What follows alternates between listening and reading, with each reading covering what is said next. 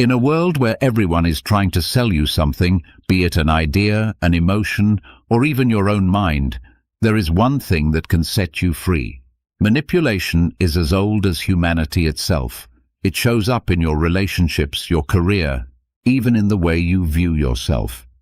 But what if there were laws, time-tested philosophical principles that could shield you from these forces? Stoicism, an ancient philosophy practiced by the likes of Marcus Aurelius, Seneca, and Epictetus, offers a roadmap to freedom. When you live by Stoic laws, no one can control you.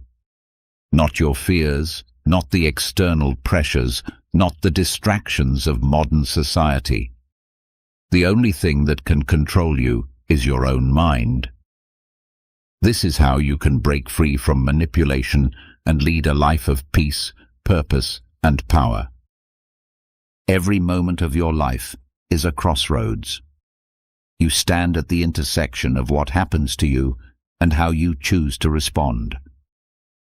Most people never realize they're standing there. They believe life is something that happens to them, a series of events they must endure, react to, or survive. But the Stoics knew a secret that has echoed through millennia. The most powerful force in your life is not what happens around you, but what happens within you. Marcus Aurelius, the Roman emperor and Stoic philosopher, wrote in his Meditations, "You have power over your mind, not outside events." Realize this, and you will find strength. This is not just poetic wisdom. It's a declaration of war against manipulation. When you understand that your perceptions shape your reality, you reclaim the throne of your own mind. No one can make you feel inferior, anxious, or afraid without your consent. They can only present circumstances. You choose the meaning. Consider this. Someone insults you. The words leave their mouth, travel through the air, and reach your ears. But what happens next? That's where your power lies. You can choose to feel wounded, to internalize the attack, to carry it with you for days. Or you can recognize it for what it is, an external event over which you have no control. The insult exists in the space between their intention and your interpretation. And in that space, you are free. This is what Epictetus called the dichotomy of control. He divided all things into two categories, those within our control and those beyond it. Within our control are our thoughts, our judgments, our desires, and our responses. Beyond our control is nearly everything else. Other people's opinions, the weather, the economy, the past, and even much of the future.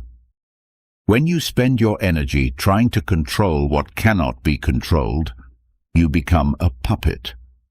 When you focus solely on what you can control, your own mind and actions, you become unshakable. Think about the last time you felt manipulated. Maybe someone used guilt to make you do something you didn't want to do. Maybe advertising convinced you that you needed something you didn't. Maybe social pressure made you conform to expectations that weren't yours. In each case, the manipulation succeeded because you gave away your power of choice. You allowed an external force to dictate your internal state. But here's the liberating truth. Manipulation only works when you're unconscious of your choices. The moment you become aware that you're choosing, always choosing, the game changes. You're no longer a victim of circumstance. You're an active participant in your own life. Someone can try to make you feel guilty, but guilt is a choice you make. Someone can try to make you angry, but anger is a response you select. Someone can try to make you afraid, but fear is a perception you adopt. This doesn't mean your feelings aren't real. They are, but they're not inevitable. Between stimulus and response, there is a space. In that space lies your freedom. The Stoics called this prohairesis, your faculty of choice, your moral will. It's the one thing that can never be taken from you unless you surrender it willingly. Living by this law means developing a practice of awareness. Before you react to anything, pause. Ask yourself, is this within my control? If it's not, why am I spending energy on it? If it is, what response aligns with my values? This simple practice transforms you from a reactive being into a deliberate one. You stop being blown about by every wind of circumstance and stand firm in your own power. The manipulation tactics that work on most people, fear, desire, social proof, scarcity, all rely on unconscious reactions. They bypass your rational mind and trigger automatic responses. But when you practice the power of choice, you insert consciousness into the equation. You see the manipulation for what it is. You recognize that someone is trying to move you from your center, and you choose whether to allow it. This is not about becoming cold or unfeeling. It's about becoming sovereign. You can still care deeply, love fully, and engage passionately with life. But you do so from a place of choice, not compulsion.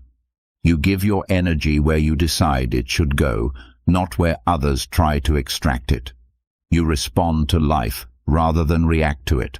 And in that response lies your dignity, your freedom, and your power. The first Stoic law is simple but profound. You always have a choice. Not about what happens, but about what it means and how you respond. When you live by this law, manipulation becomes impossible, because manipulation requires unconsciousness, and you have chosen to wake up. There's a paradox at the heart of human suffering. The things we cling to most tightly are the things that cause us the most pain. We attach ourselves to outcomes, to people, to possessions, to our own ideas of how life should be. And in that attachment, we create vulnerability. We hand over the keys to our peace of mind to forces beyond our control. We become desperate, anxious, and easily manipulated. The Stoics understood this deeply, and they offered a radical solution: detachment. Detachment is perhaps the most misunderstood principle in Stoic philosophy. It doesn't mean not caring. It doesn't mean becoming emotionally numb or withdrawing from life. True Stoic detachment means caring deeply while holding loosely. It means engaging fully with life while understanding that you don't own the outcomes. It means loving without needing, hoping without demanding, and striving without depending on results for your peace. Seneca wrote, "He who fears death will never do anything worthy of a living man." What he understood was that our attachments, particularly to life itself, create a kind of hostage situation within our own minds. When we become too attached to anything, we give it power over us. And anything with power over us can be used to manipulate us. Want to control someone? Find out what they're attached to and threaten it. Want to be free? Release your death grip on outcomes. Consider how attachment shows up in your daily life. You're attached to being right in an argument, so someone can manipulate you by challenging your ego. You're attached to your job, so your employer can exploit your fear of losing it. You're attached to someone's approval, so they can control you by withholding it. You're attached to a certain image of yourself, so advertising can exploit your insecurity. Attachment is the hook upon which manipulation hangs. But here's what detachment offers. When you release your grip on specific outcomes, you can no longer be threatened or bribed. If you're not attached to winning the argument, no one can manipulate you through your pride. If you're not desperately attached to your job, you can't be exploited through fear. If you don't need someone's approval, they can't control you by giving or withholding it. Detachment is armor. This doesn't mean you stop trying or caring. Marcus Aurelius was the emperor of Rome, a position that required immense dedication and care. Yet he practiced detachment. He did his duty excellently while understanding that the outcomes were not ultimately within his control. He could control his efforts, his character, his responses. He couldn't control whether his policies would succeed, whether his enemies would be defeated, whether history would judge him kindly. So he let go of those outcomes and focused on what he could control, being virtuous in the present moment. The practice of detachment begins with recognition. Notice what you're clinging to. What outcomes are you attached to? Whose approval do you crave? What possessions or positions define your identity? What future are you desperately trying to secure? Each attachment is a potential manipulation point. Each one makes you vulnerable. Then comes the practice of loosening your grip. This isn't about not wanting things or not working toward goals. It's about holding your desires with an open hand. You can prefer certain outcomes while being at peace with alternatives. You can love people while accepting that they will eventually leave or change. You can work hard toward success while understanding that failure is always possible and that your worth isn't determined by the result. The Stoics practiced what they called premeditation of evils, intentionally imagining loss, failure, and death. This wasn't morbid pessimism. It was training in detachment. By mentally rehearsing the worst-case scenarios, they learned to hold their blessings lightly and to prepare themselves emotionally for change. When you've already imagined losing everything, no one can threaten you with loss. You've already made peace with it. This creates a remarkable kind of freedom. When you're detached from outcomes, you can act with complete authenticity.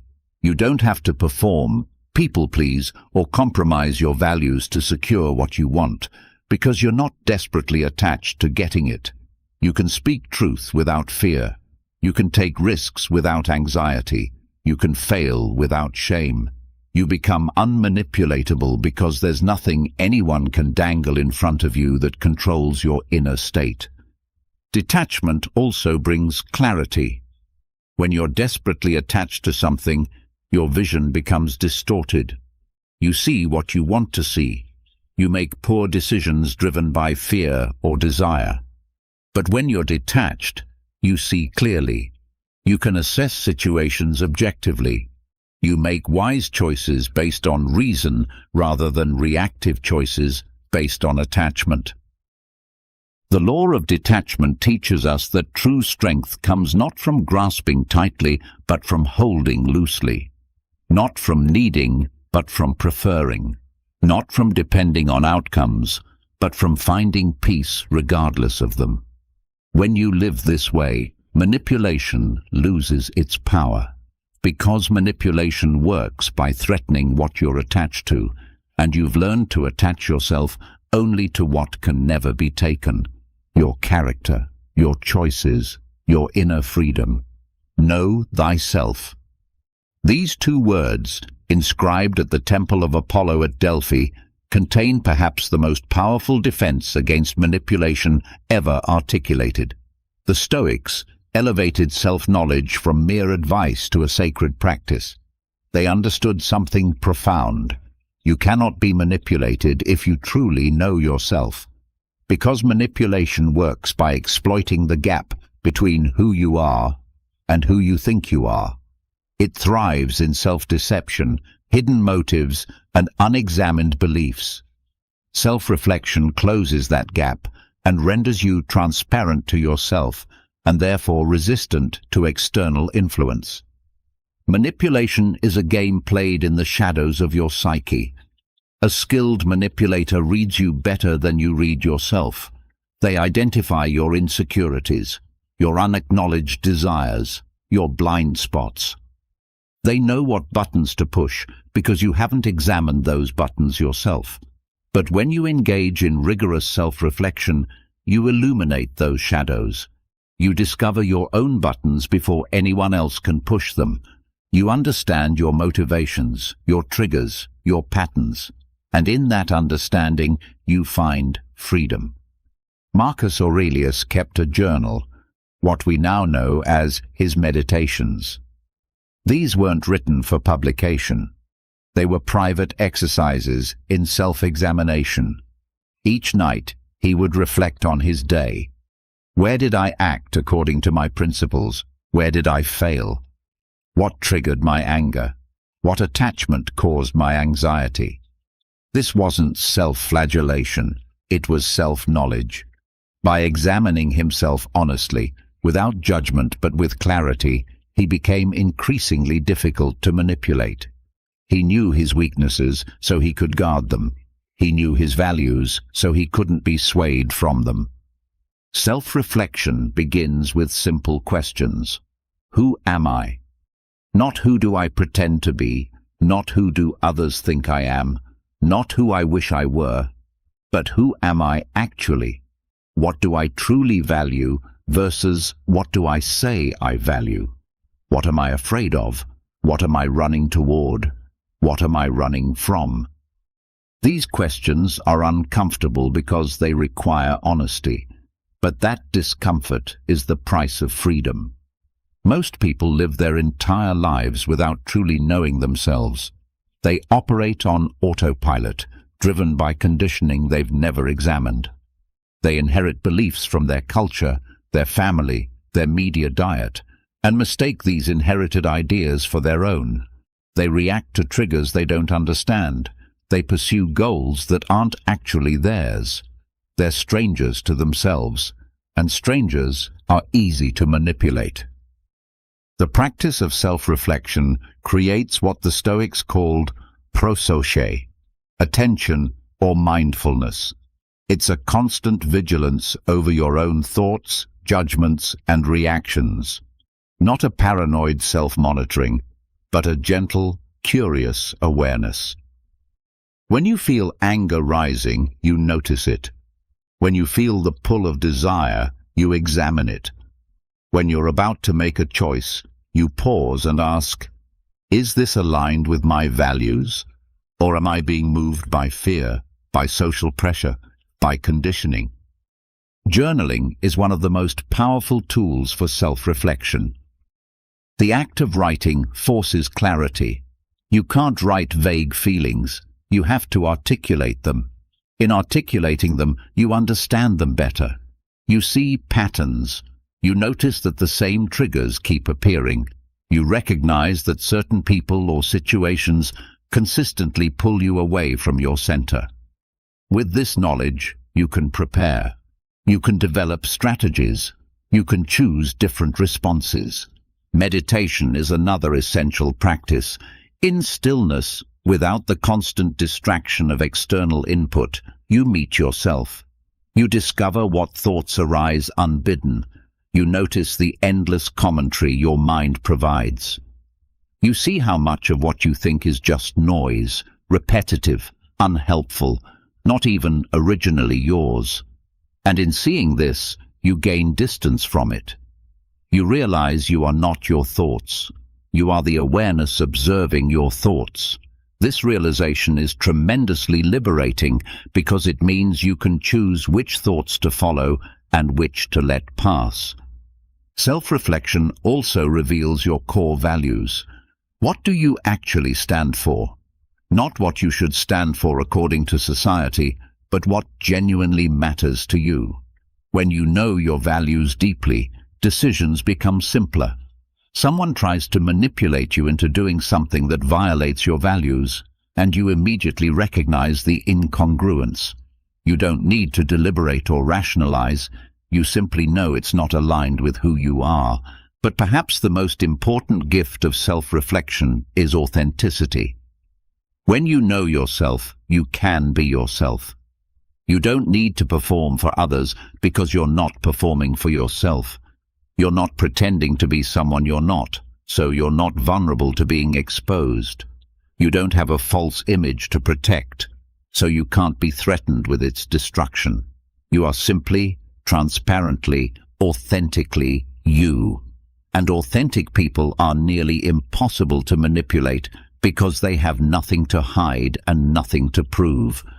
The law of self-reflection demands daily practice. It's not a one-time insight, but an ongoing discipline. Each day, take time to examine your inner life. What moved you today? What disturbed your peace? Where did you compromise your values? Where did you act with integrity? What do you need to understand better about yourself? This practice doesn't make you perfect. It makes you aware, and awareness is the foundation of freedom. When you live by the law of self-reflection, manipulation attempts become obvious. You see them coming because you know yourself too well to be deceived.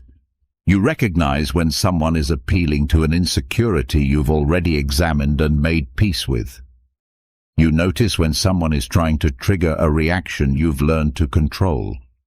You catch the manipulation in real time because you've studied the instrument, yourself, that manipulators try to play.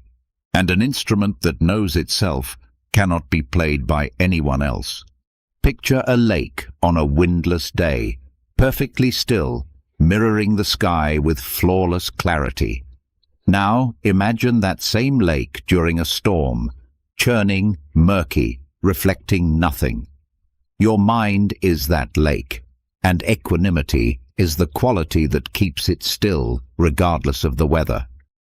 The Stoics prized this quality above almost all others because they recognized a fundamental truth. A disturbed mind cannot think clearly, cannot choose wisely, and is desperately vulnerable to manipulation.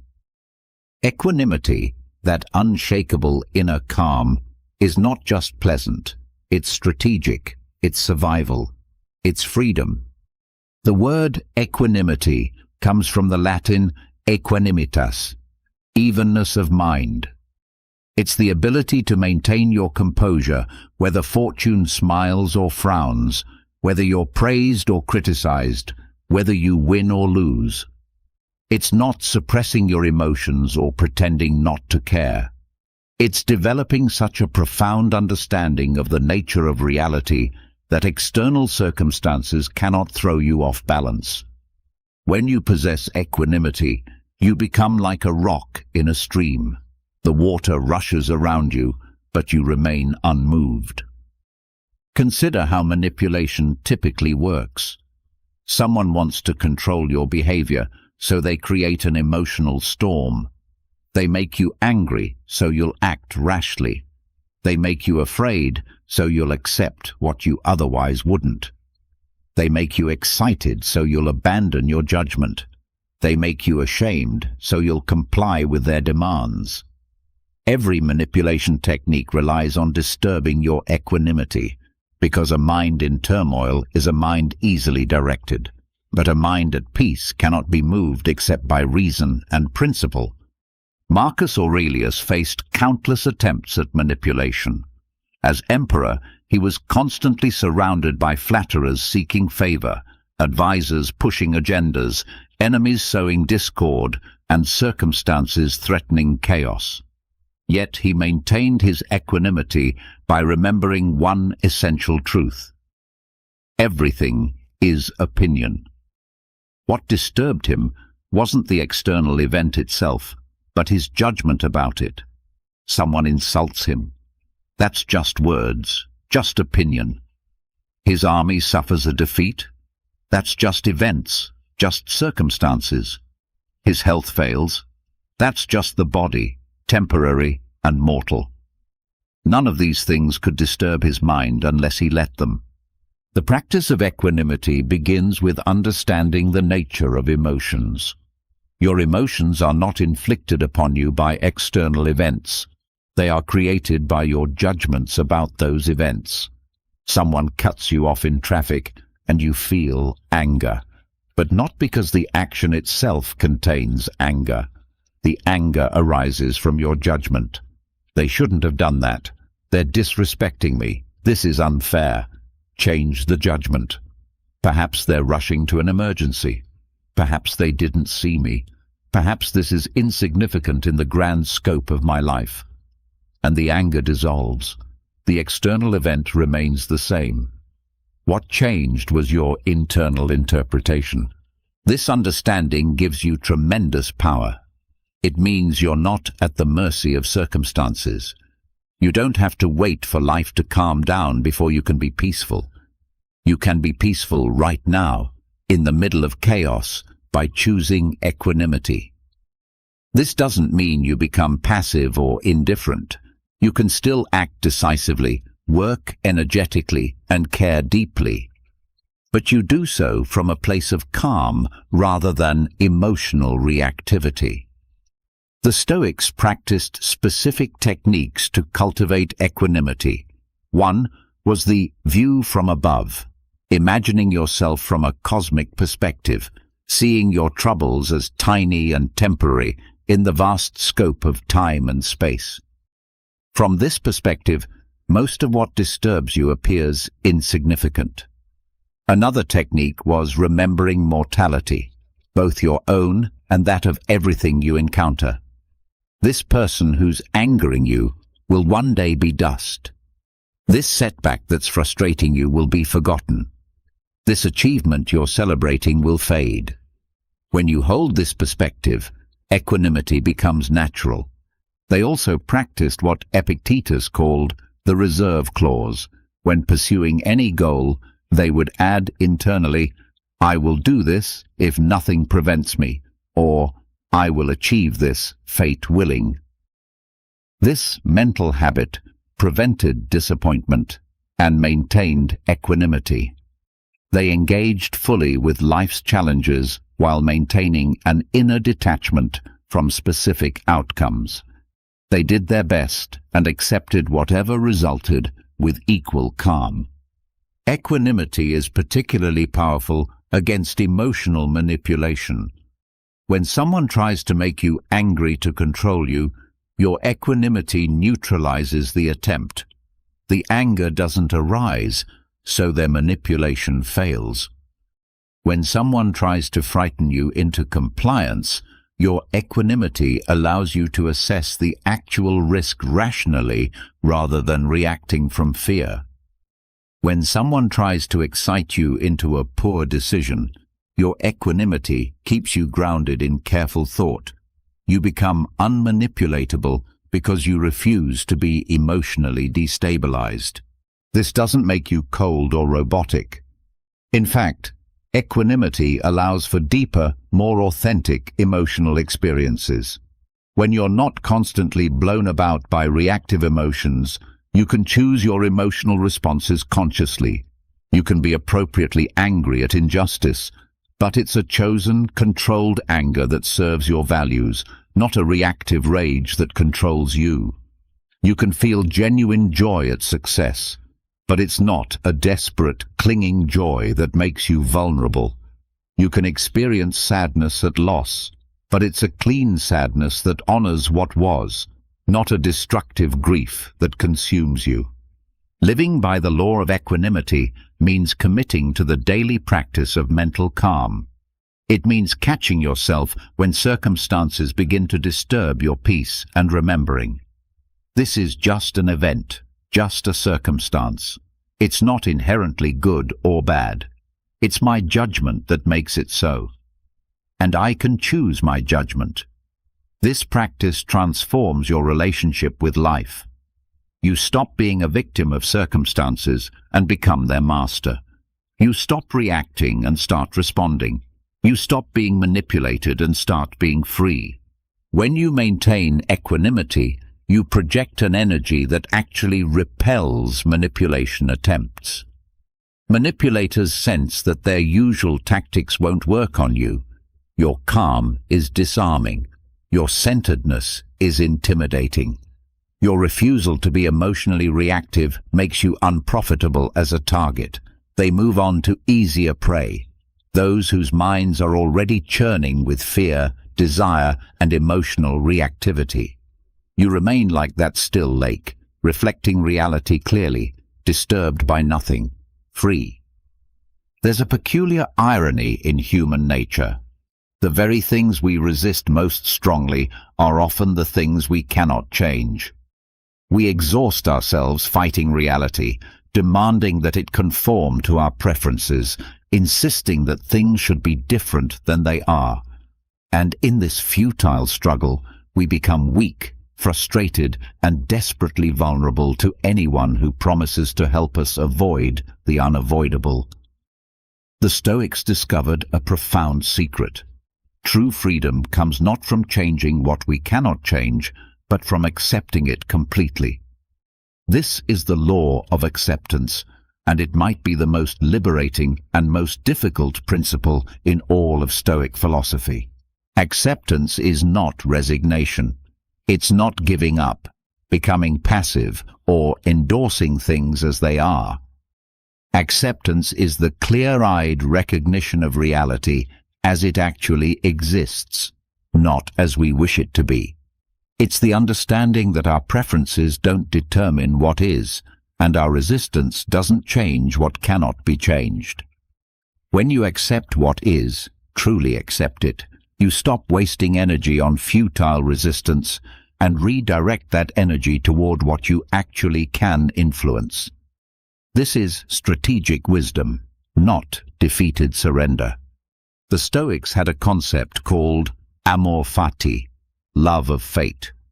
Marcus Aurelius wrote, "Accept whatever comes to you woven in the pattern of your destiny for what could more aptly fit your needs." This wasn't naive optimism or spiritual bypassing. It was the recognition that everything that happens is part of the causal chain of the universe, and fighting against it is like fighting against gravity. You can resist it all you want, but gravity remains.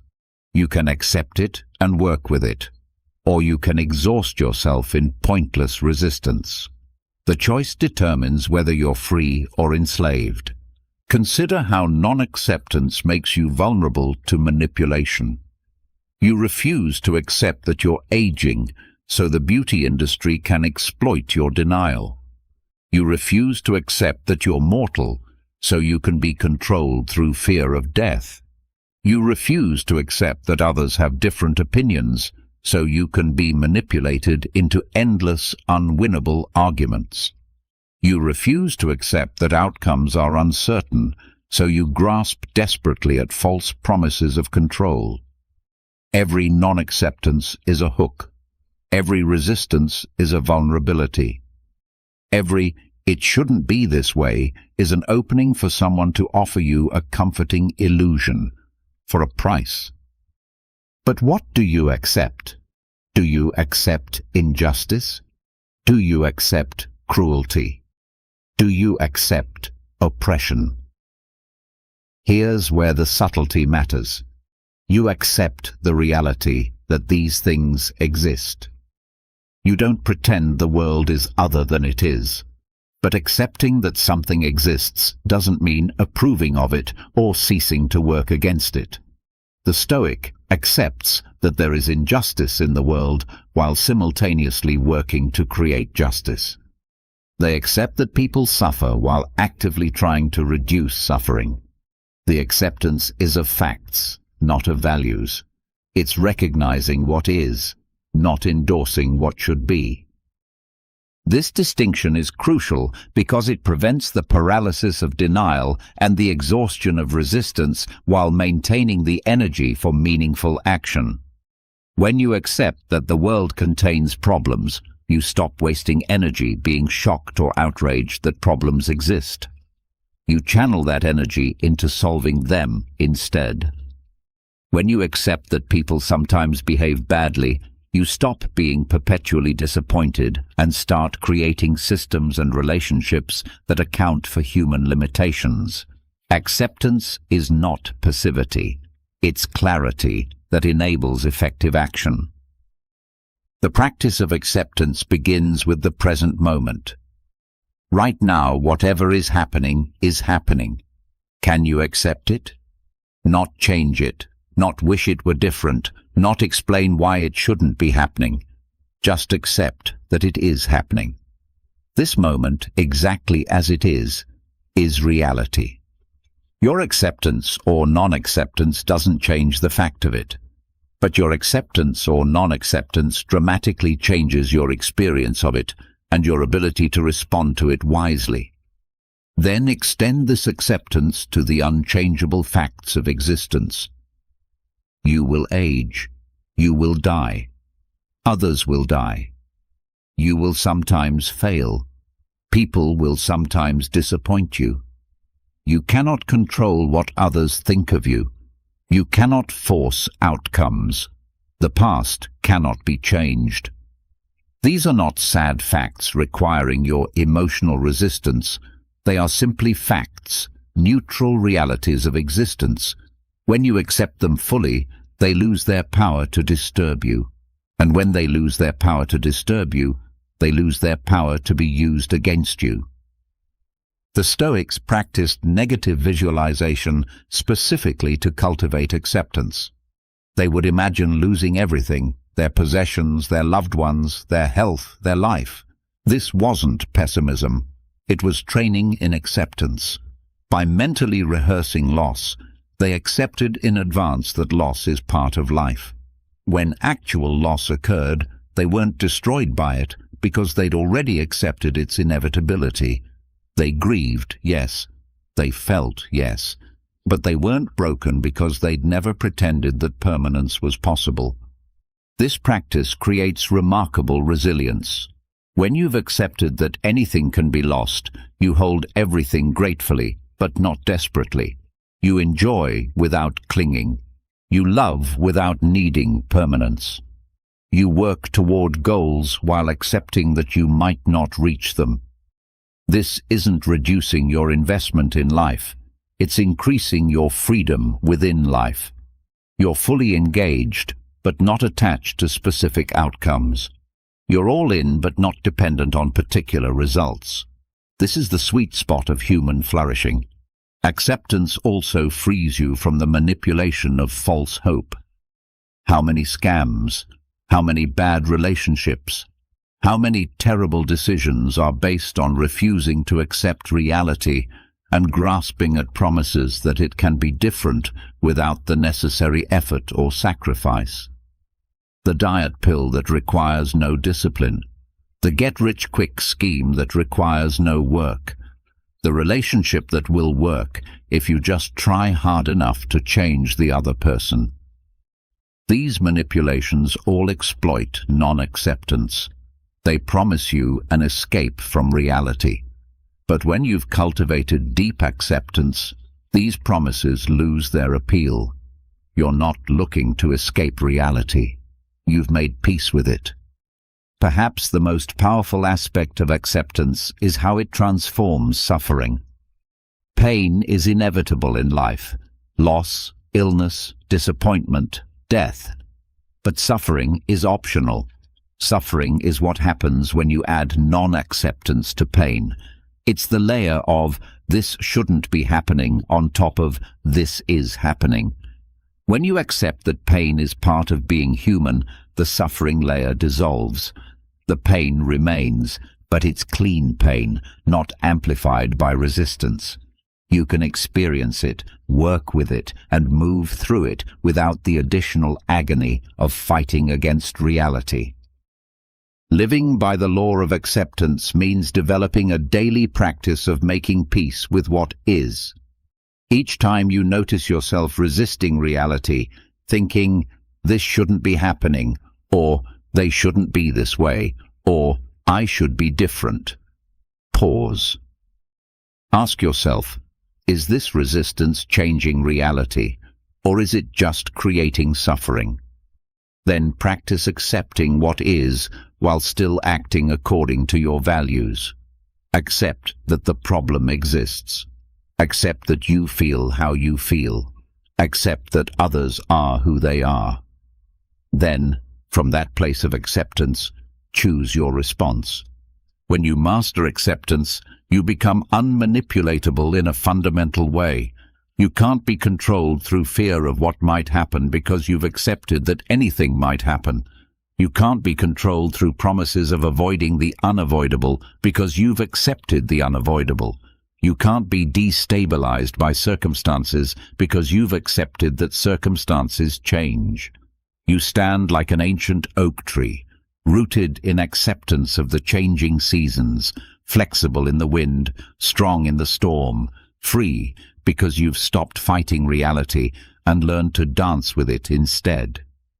This is the culmination of the awakening. You've learned to focus on what you control. You've learned to hold lightly to outcomes. You've learned to know yourself deeply. You've learned to maintain equanimity. And now you've learned to accept what is. Together, these 5 laws form an impenetrable shield against manipulation. Because manipulation requires that you be unconscious, attached, self-deceived, emotionally reactive, and resistant to reality. And you are none of these things anymore. You are awake, detached, self-aware, calm, and accepting. You are free.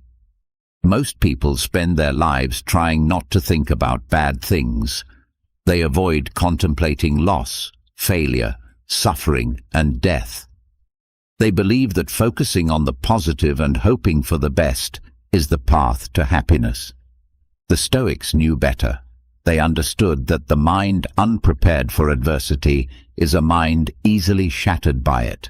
So they developed one of the most counterintuitive yet powerful psychological practices ever conceived. Premeditatio malorum, the premeditation of evils. By deliberately imagining the worst that could happen, they built a fortress of resilience that no manipulation or misfortune could breach. Imagine waking up each morning and spending a few minutes contemplating everything you could lose that day. Your health could fail, your loved ones could die, your job could disappear, your reputation could be destroyed, your possessions could be taken. Sounds morbid, doesn't it? Depressing, even. But here's what the Stoics discovered.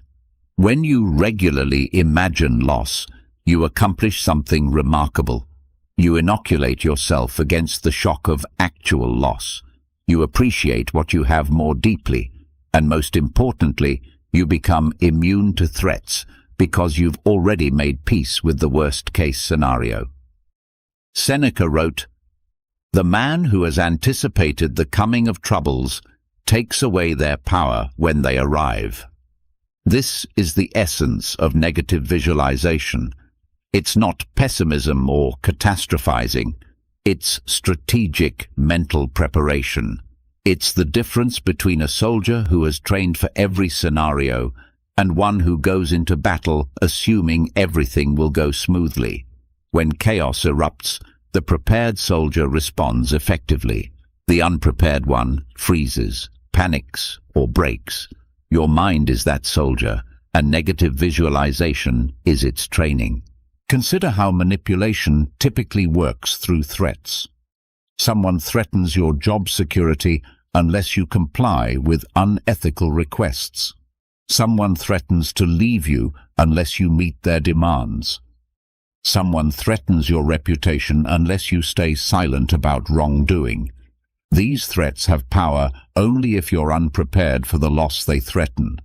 But what if you've already imagined losing your job, already contemplated being alone, already accepted that your reputation might be damaged? The threat loses its leverage.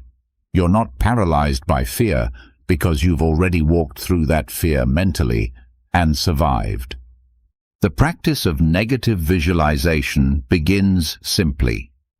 Each morning, before the day takes over, sit quietly and imagine specific losses or difficulties.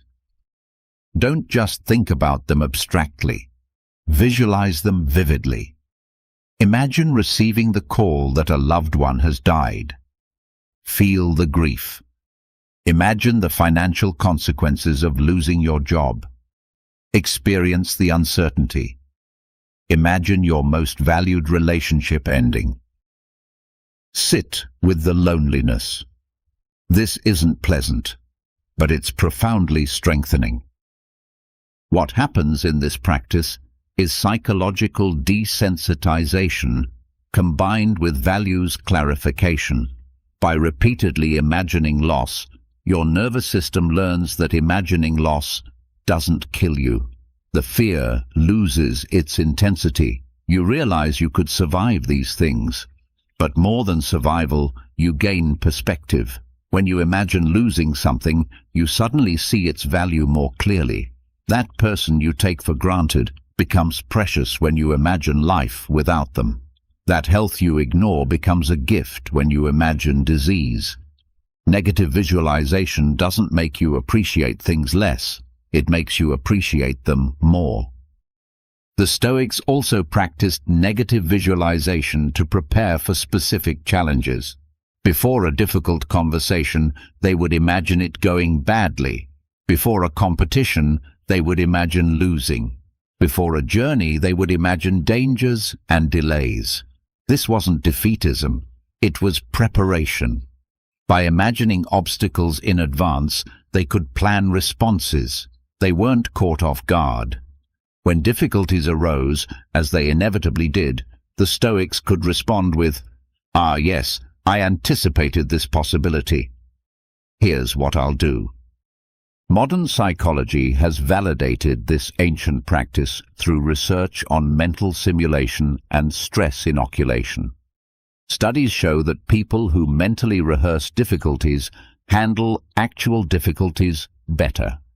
Athletes who visualize both success and potential failures perform better under pressure than those who visualize only success. The military uses stress inoculation training, exposing soldiers to simulated combat stress to prepare them for real combat. The Stoics were doing this 2,000 years ago, and they were doing it for everyday life. Negative visualization also works against a specific type of manipulation, the creation of artificial urgency or scarcity. Marketers manipulate you by suggesting that if you don't buy now, you'll lose out forever. Relationships manipulate you by suggesting that if you don't comply now, you'll lose love forever. Employers manipulate you by suggesting that if you don't sacrifice now, you'll lose your career forever. But when you've practiced negative visualization, you've already contemplated these losses. You know you'd survive them. The artificial urgency loses its power because you're not afraid of the threatened loss. Perhaps most powerfully, negative visualization prepares you for the ultimate reality, death, both your own and that of everyone you love. The Stoics meditated on death constantly, not morbidly but realistically. Marcus Aurelius reminded himself that he might not live through the day. Seneca wrote about how we're all dying from the moment we're born. This radical acceptance of mortality freed them from the fear that controls most people. When you've truly accepted that you will die, that everyone you love will die, that everything is temporary, you become unfathomably free. No one can threaten you with mortality because you've already faced it. But let's be clear about what negative visualization is not. It's not rumination, that repetitive, unproductive worry that spirals into anxiety. Rumination focuses on how bad things feel and offers no resolution.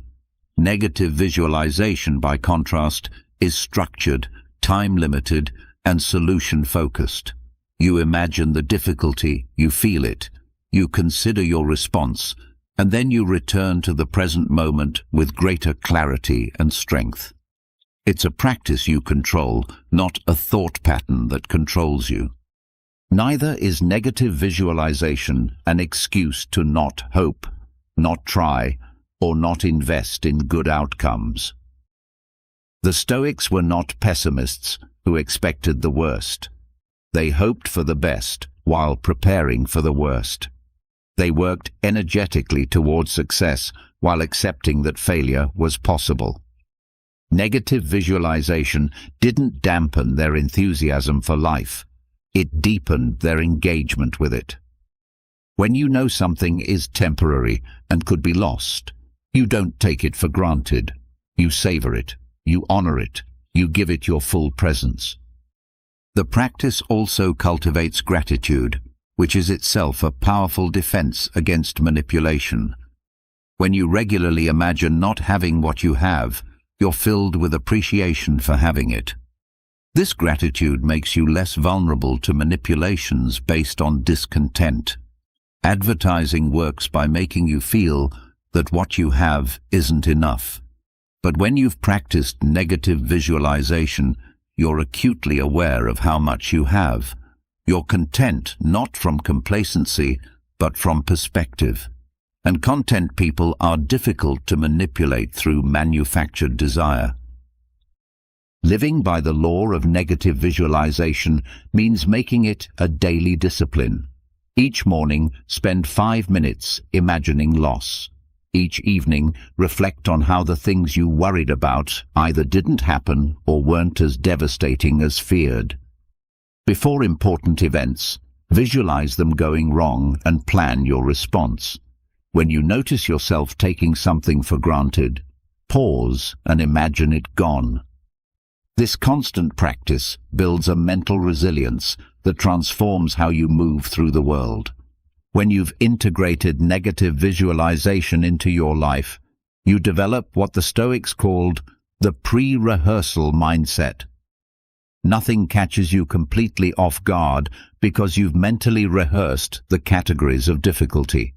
This doesn't mean you're never surprised or never hurt. It means you're never destroyed. You bend but don't break. You grieve but don't shatter. You feel but don't fracture. And because you've built this internal stability through practice, external forces cannot easily destabilize you. You've looked into the void and found that you can stare back. And in that profound act of psychological courage, you've become unmanipulatable through fear. There's a moment in every life when someone asks you to compromise, to cut a corner, to tell a small lie, to betray a trust, to violate a principle, just this once, just a little bit, just to make things easier. In that moment, everything hangs in the balance, not just the immediate situation, but your entire relationship with yourself. The Stoics understood that integrity, the wholeness and consistency between your values and your actions, is not just a moral nicety. It's the foundation of an unmanipulatable life, because when you know who you are and what you stand for, and you refuse to deviate from it, you become like bedrock, immovable, incorruptible, free. Integrity comes from the Latin integritas, meaning wholeness or completeness. A person of integrity is whole. Their inner values and outer actions form a seamless unity. What they believe and what they do are aligned.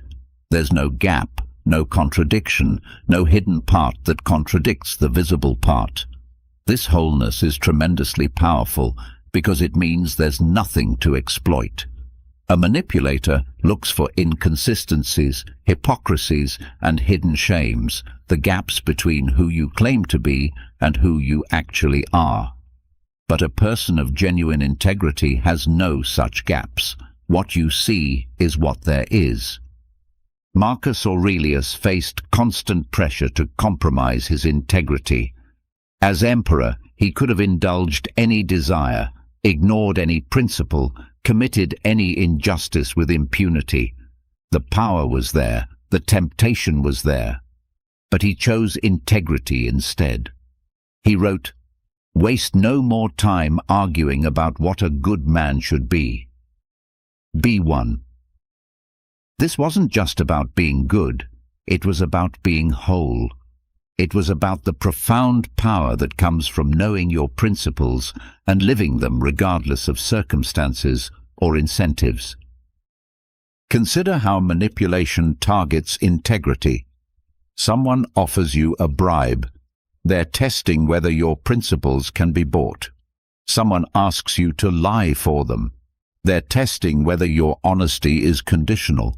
Someone pressures you to betray a confidence. They're testing whether your loyalty is negotiable.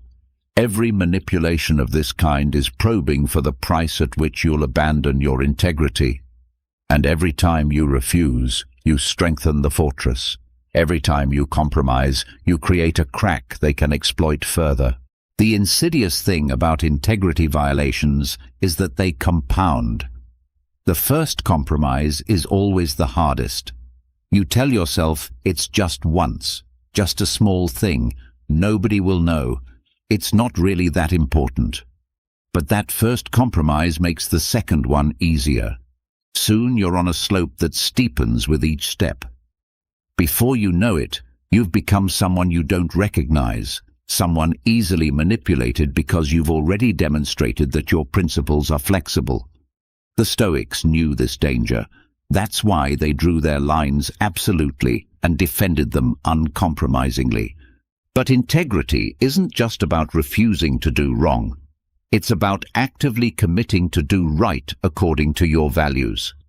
This requires first knowing what your values are. Most people haven't done this work. They operate with a vague, inherited sense of right and wrong that they've never examined. When pressure comes, they don't know where they stand because they've never established their ground. The Stoic practice begins with values clarification. What do I truly believe? What principles will I not violate? What kind of person do I want to be? Epictetus taught that we should establish our principles when we're calm and then follow them when we're tested. Don't wait until you're in the middle of a crisis to decide whether you'll lie, steal, cheat, or betray. Decide now, in advance, with clarity. This is your code. These are your lines. Then, when the moment of testing comes, you don't deliberate. You simply refer to your pre-established principles and act accordingly. This removes the agonizing uncertainty that makes people vulnerable to rationalization and manipulation. Integrity also requires consistency across contexts. You don't get to be honest with friends, but dishonest in business. You don't get to be compassionate to those you like, but cruel to those you don't. You don't get to uphold principles when it's convenient, but abandon them when it's costly. True integrity means being the same person in every context, with every person, in every situation. This is exhausting to fake, which is why so few people achieve it. But it's natural when it's genuine, which is why it's worth pursuing. The cost of integrity is real. You might lose opportunities that require compromise. You might lose relationships that demand your complicity. You might lose money, status, or comfort by refusing to bend. The Stoics didn't pretend these costs weren't real. They simply believed the costs of lost integrity were far higher. Seneca wrote, "A gem cannot be polished without friction, nor a man perfected without trials." The trials that test your integrity are the friction that polishes your character, and character is the only possession you truly own. Here's what integrity gives you in return: self-respect. When you live according to your principles, when you do what you believe is right, even when it's difficult, you can look at yourself in the mirror without shame. This self-respect is the foundation of a contented life. External validation becomes less important because you have internal validation.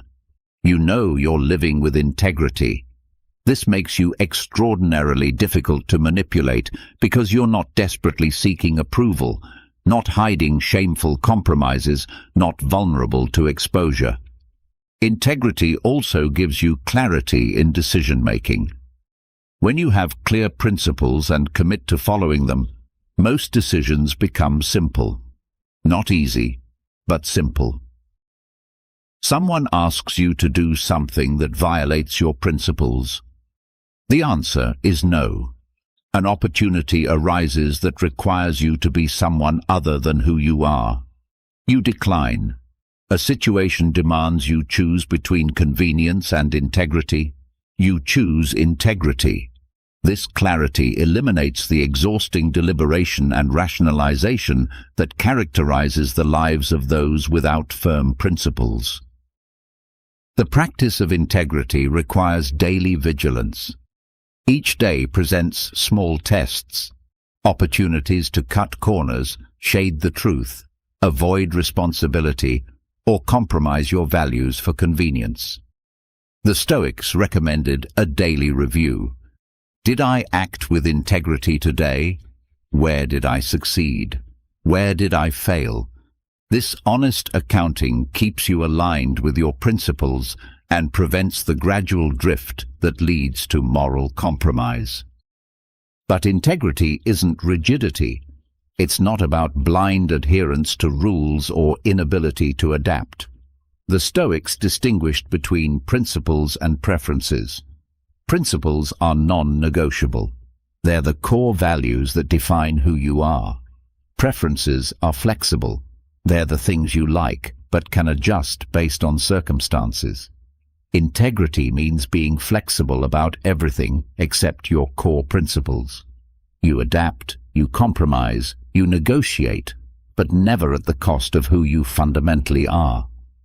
Perhaps the most profound aspect of living with integrity is how it transforms your relationship with fear.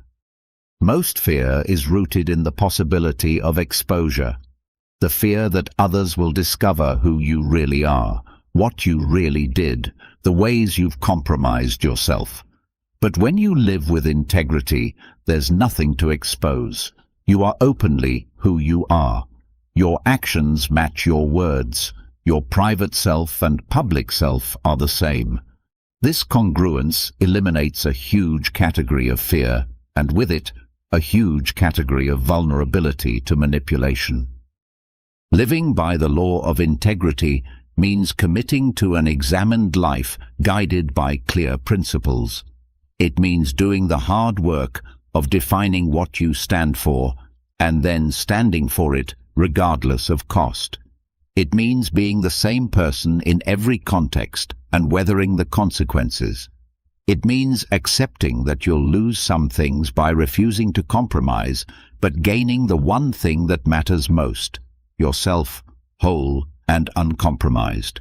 When you live this way, manipulation becomes impossible, not because you've built defenses against it, but because you've removed the very thing it seeks to exploit, the gap between who you are and who you claim to be. You are whole. You are integral. You are free. There's a particular kind of desperation that makes people easy to control. It's the desperation of needing something from others that you believe you cannot give yourself. Approval, validation, worth, purpose, happiness.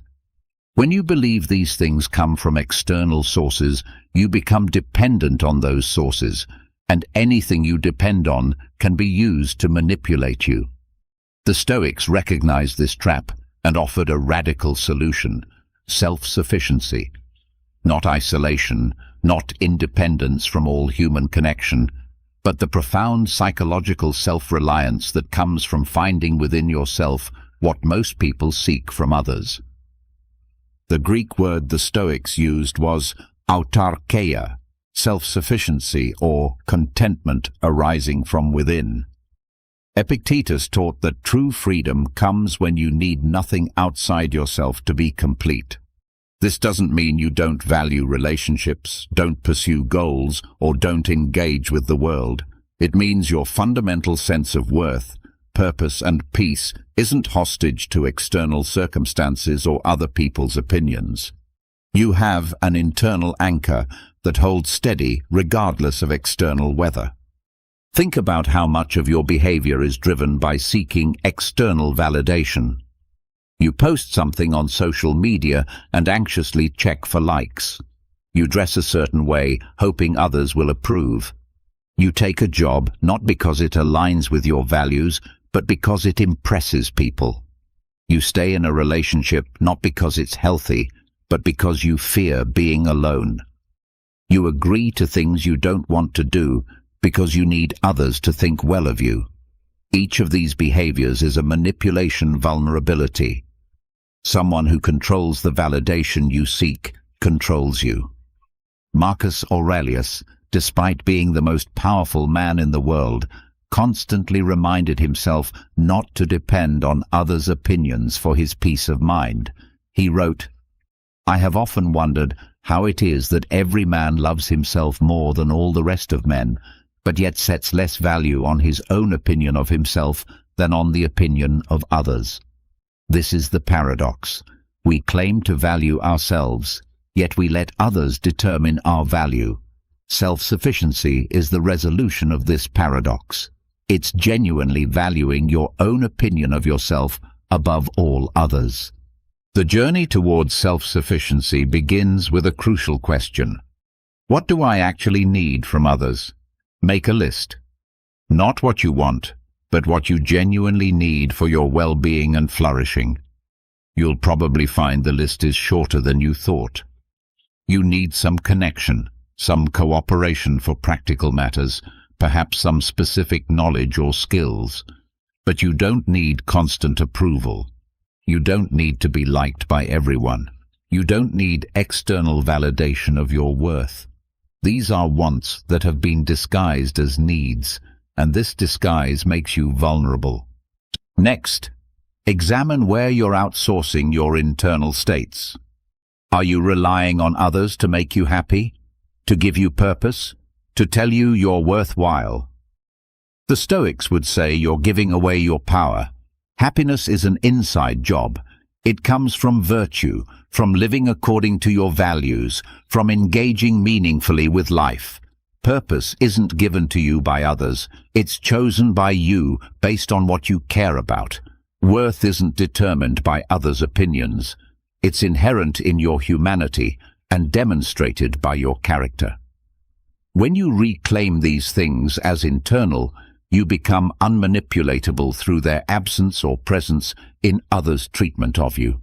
Self-sufficiency requires developing what psychologists now call an internal locus of control, the belief that you are the primary agent of your life.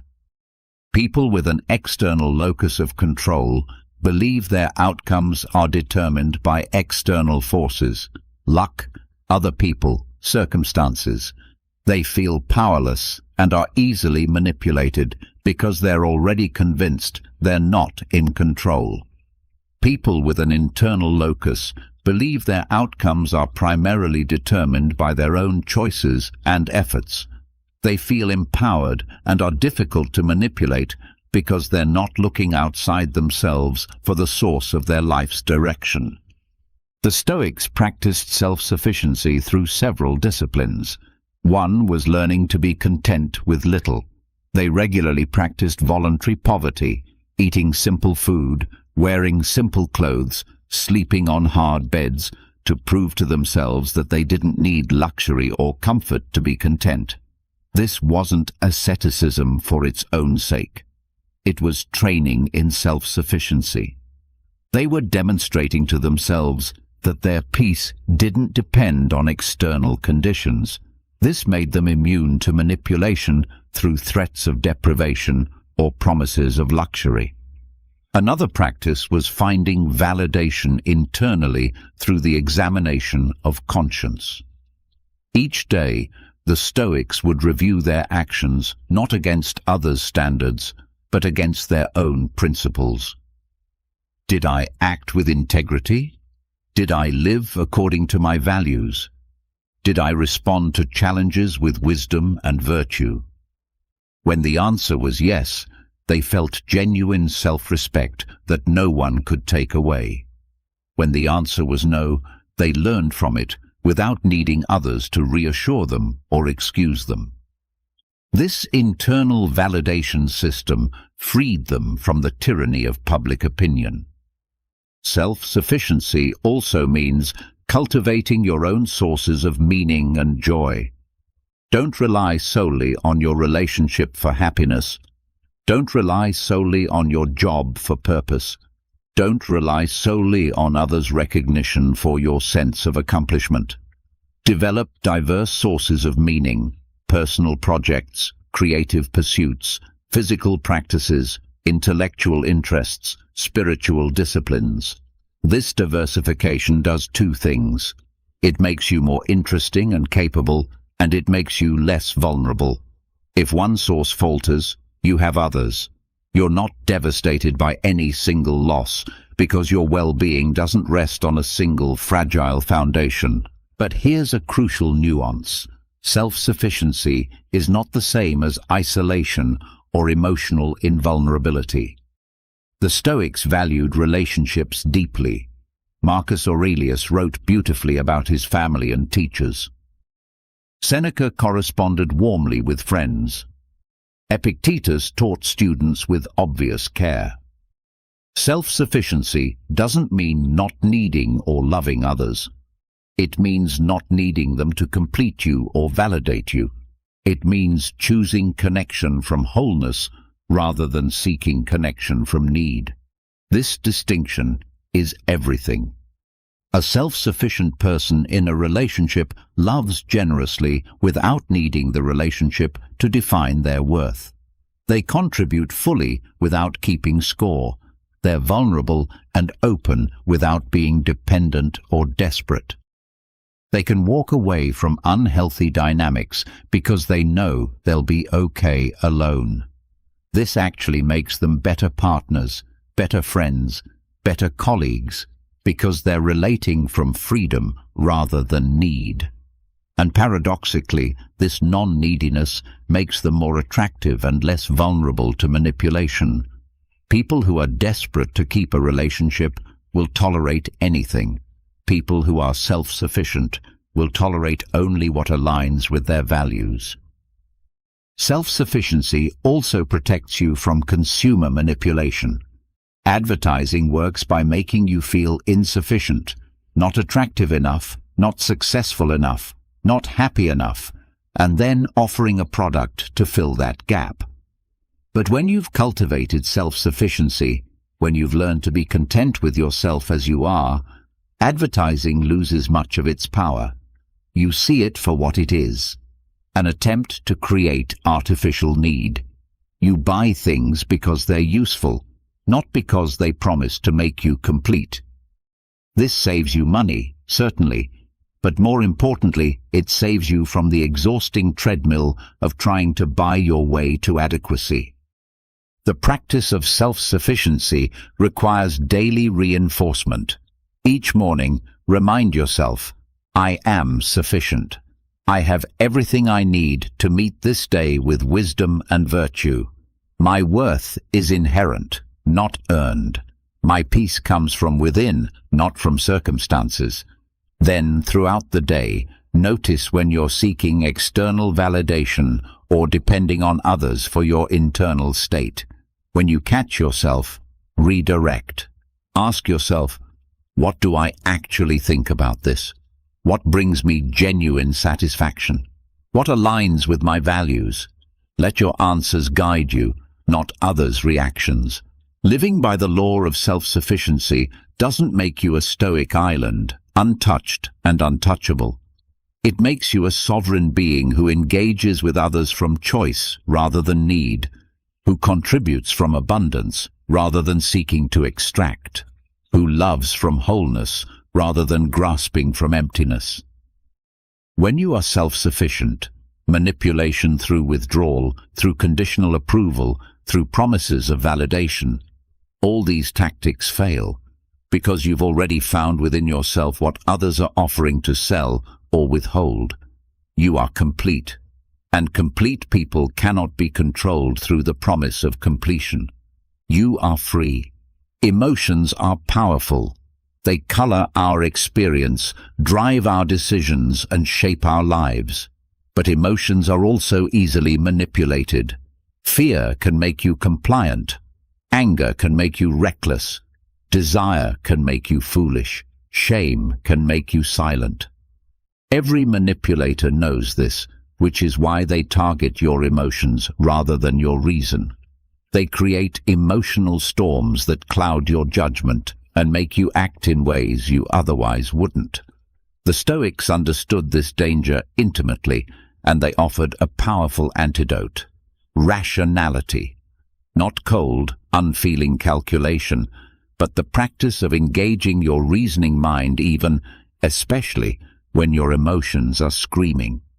The Stoics believed that reason is what separates humans from animals and what makes us capable of virtue. They called it logos, the rational principle that governs the universe and that we possess within ourselves.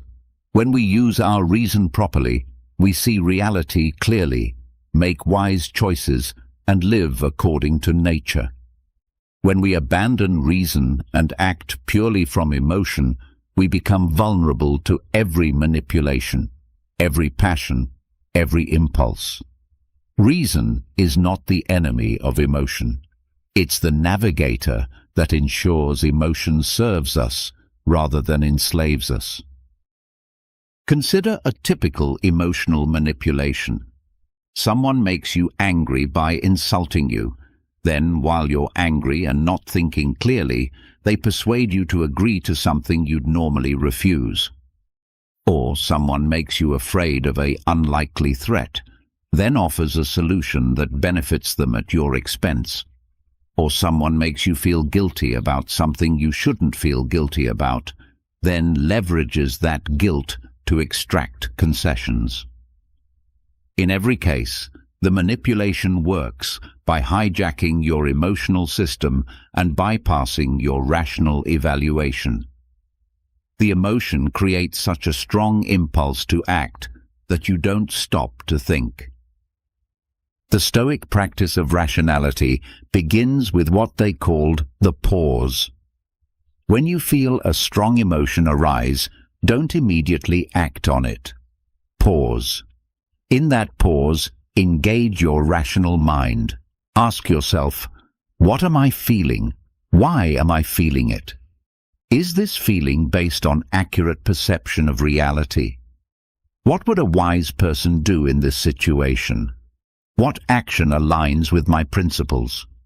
This simple practice of inserting rationality between stimulus and response transforms you from a reactive creature into a thoughtful one. And thoughtful people are extraordinarily difficult to manipulate. Marcus Aurelius practiced a technique he called objective representation.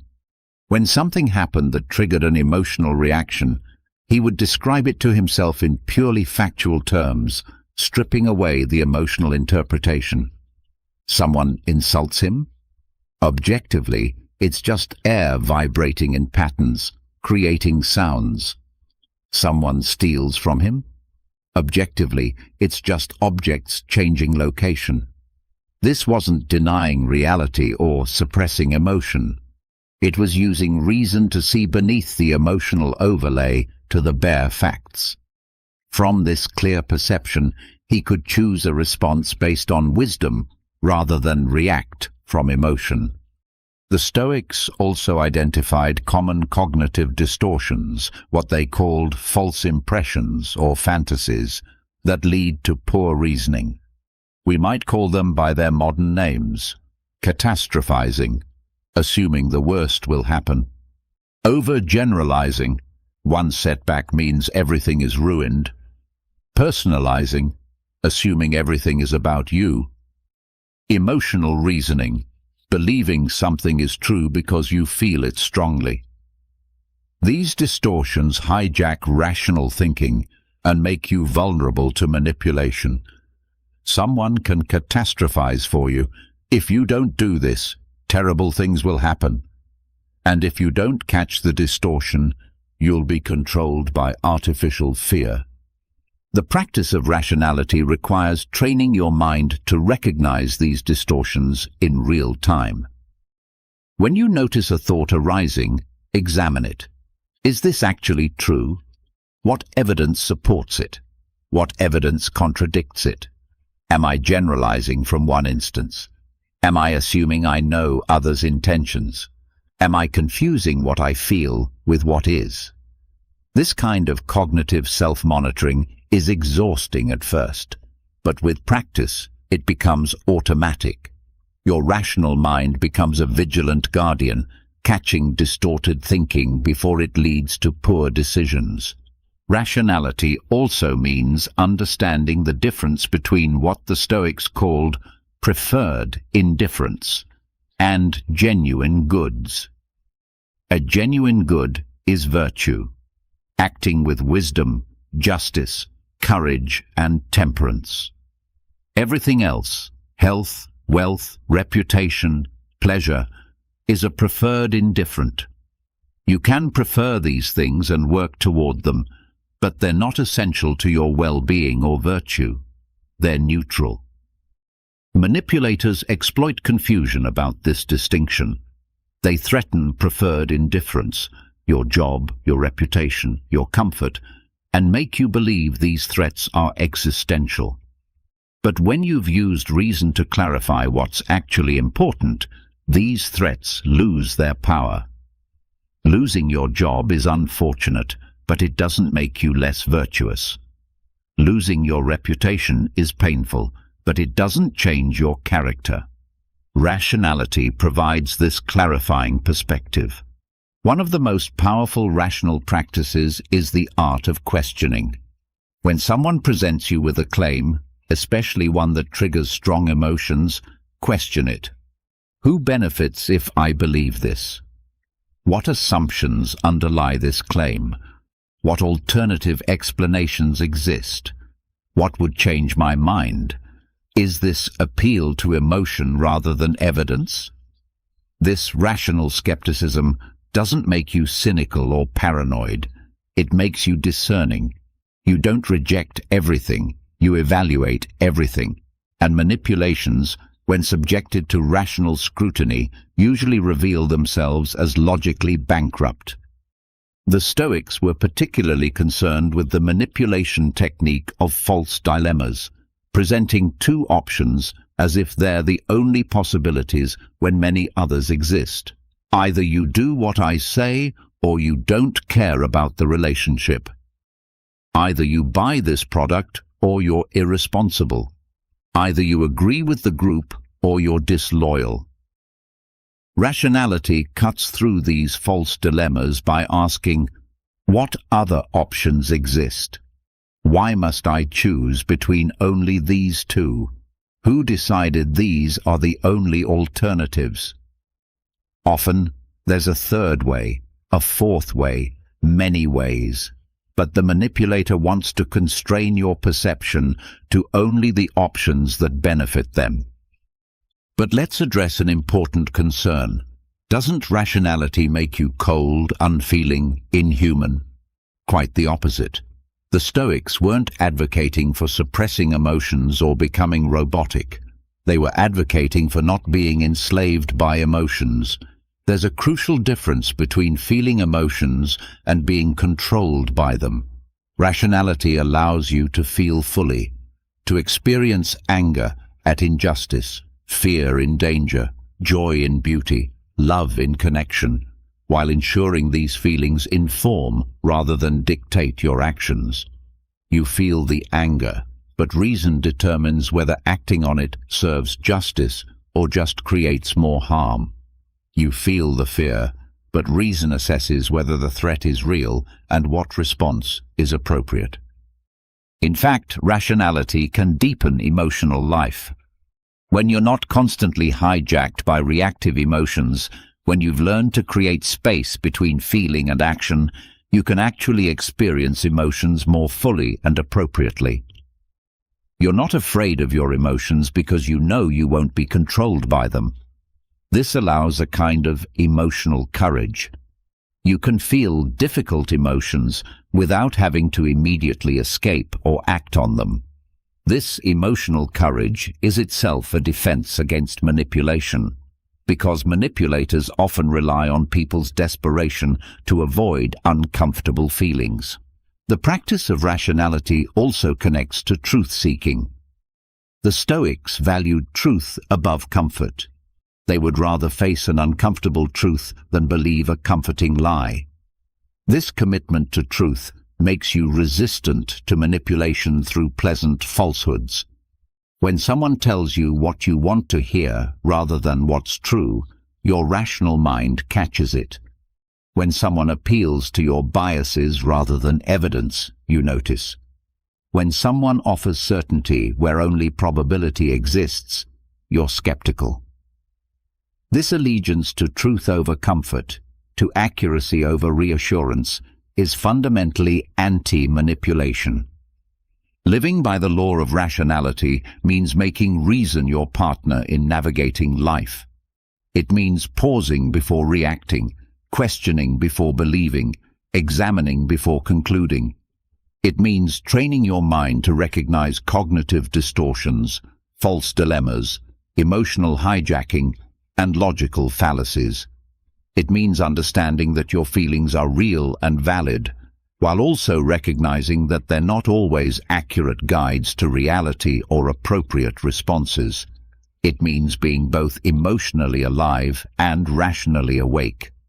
When you live this way, emotional manipulation becomes remarkably transparent. You see the attempted hijacking in real time. Someone tries to make you angry, so you'll act rashly, but your rational mind catches it. This person is trying to trigger me. Why? What do they want me to do while I'm angry? What would I do if I weren't angry? The manipulation fails because you've inserted rationality into the equation. You've refused to hand over the steering wheel to reactive emotion. You remain the captain of your own ship, navigating by reason even when emotional storms rage. And a ship with a rational captain cannot be easily blown off course. You remain free. There's a difference between controlling your emotions and mastering them. Control implies suppression, forcing feelings down, pretending they don't exist. Mastery implies understanding, working skillfully with emotions, directing their energy wisely. The Stoics have often been misunderstood as advocating for emotional control, a cold, repressive approach to feelings. But what they actually taught was emotional mastery, the ability to experience emotions fully while not being enslaved by them. This mastery is perhaps the most sophisticated defense against manipulation, because it allows you to remain emotionally alive and responsive while being immune to emotional exploitation.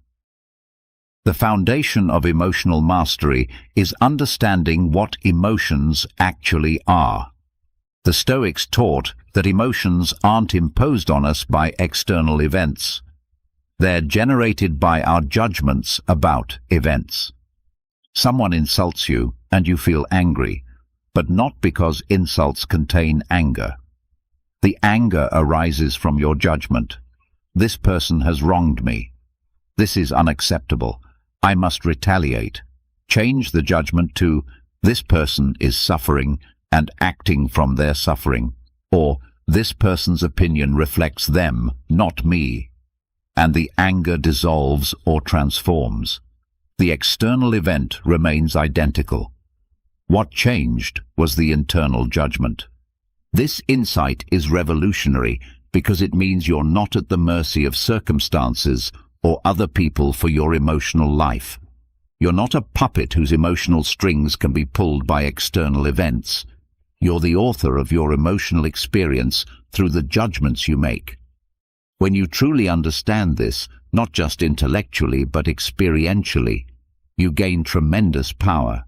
You realize that while you can't always control what happens, you can influence how you judge what happens, and your judgment determines your emotional response. Emotional mastery doesn't mean never feeling difficult emotions. It means feeling them consciously rather than unconsciously, responsively rather than reactively. When you've mastered your emotions, you still feel fear, but you're not controlled by it. You examine the fear. Is this danger real? Is this response proportionate? What's the wise action here? You still feel anger, but you're not enslaved by it. You investigate the anger. What boundary was violated? What values are at stake? Is this anger serving justice or just my ego? You still feel sadness, but you're not destroyed by it. You honor the sadness. What loss am I grieving? What did this mean to me? How do I carry this forward? This conscious relationship with emotions transforms them from vulnerabilities into information. Fear becomes a signal that something might threaten what you value, useful information if interpreted wisely. Anger becomes a signal that a boundary might have been crossed, valuable data if examined rationally. Sadness becomes a signal that you're processing loss, necessary work if done consciously. When you master emotions this way, manipulators can't use them against you. They can trigger the feelings, but they can't control your response to the feelings. The Stoics practiced specific techniques for emotional mastery. One was the discipline of assent, the practice of not immediately agreeing with your first emotional impression. An event happens, an emotion arises, and there's a split second where you can choose whether to assent to that emotion or examine it first. Most people unconsciously assent immediately. They feel anger and immediately identify with it. I'm angry. They feel fear and immediately act from it. I must escape.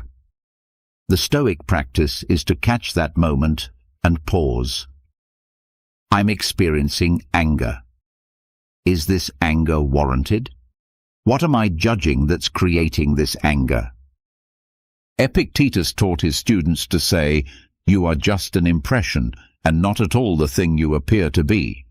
This was directed at emotions and thoughts that arose. When fear comes, you acknowledge it. You're just fear, just an impression my mind has created based on a judgment about the future. This creates distance. You're not denying the fear, but you're not completely identified with it either. You're the observer of fear, not just the experiencer of it. From this position of observation, you have choice about how to respond. Another Stoic practice was the preemptive framing of emotional situations. Before entering a potentially triggering situation, they would prepare their minds. I'm about to encounter people who are angry, envious, and manipulative. This is the nature of humans who don't understand virtue.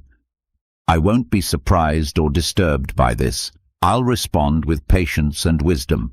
This mental preparation didn't prevent emotions from arising, but it prevented those emotions from hijacking their responses. They'd already decided how they would handle their emotional reactions, so when the emotions came, they had a plan. The Stoics also distinguished between initial reactions, what they called proto-passions or first movements, and full-blown emotions. The first movement is involuntary. You hear a loud noise and experience a flash of fear. Your body responds physiologically. Heart rate increases, muscles tense. This is automatic and not something to judge yourself for. What matters is the second movement. What you do with that initial reaction. Do you let it cascade into panic, into a full emotional storm, or do you recognize it, breathe through it, and choose a measured response? Emotional mastery is about that second movement, about what you do with the automatic first response. Modern psychology has validated these Stoic insights through research on emotional regulation. Studies show that people who can observe their emotions without immediately acting on them have better mental health, better relationships, and better decision-making. The practice of naming to tame, simply labeling what you're feeling, creates neurological changes that reduce the emotion's intensity. When you say, "I'm feeling anxious," instead of just experiencing raw anxiety, you activate your prefrontal cortex and slightly deactivate your amygdala. You're using the conscious, rational part of your brain to modulate the emotional, reactive part. The Stoics understood this intuitively 2 millennia ago. Emotional mastery also involves understanding your personal emotional patterns. Through self-reflection and journaling, you discover your triggers. Maybe criticism from authority figures sends you into shame. Maybe perceived rejection triggers disproportionate anger. Maybe uncertainty triggers paralyzing anxiety. When you know your patterns, you can prepare for them. You can say, "My boss is about to give feedback, and I know I tend to feel shame when criticized. I'm going to remember that criticism is just information, not a verdict on my worth." This awareness doesn't prevent the shame from arising, but it prevents the shame from controlling your response. The integration of Stoic emotional mastery with modern emotional intelligence is profound. Emotional intelligence consists of 4 key capabilities: self-awareness, knowing what you're feeling; self-management, handling your emotions effectively; social awareness, perceiving others' emotions; and relationship management, handling interpersonal dynamics well. Stoicism directly develops the first 2 and indirectly strengthens the last 2. When you're not overwhelmed by your own emotions, you can actually perceive others' emotions more clearly. When you've mastered your own reactions, you can respond to others more skillfully. One crucial aspect of emotional mastery is learning to sit with discomfort. Much manipulation works by triggering uncomfortable emotions and then offering immediate relief, if you comply. You feel guilty, and they offer absolution if you do what they want. You feel anxious, and they offer certainty if you accept their solution. You feel inadequate, and they offer validation if you buy their product. But when you've learned to sit with discomfort, when you can tolerate guilt, anxiety, and inadequacy without desperately seeking escape, these manipulations lose their power. You can feel uncomfortable and simply stay with it, investigate it, wait it out.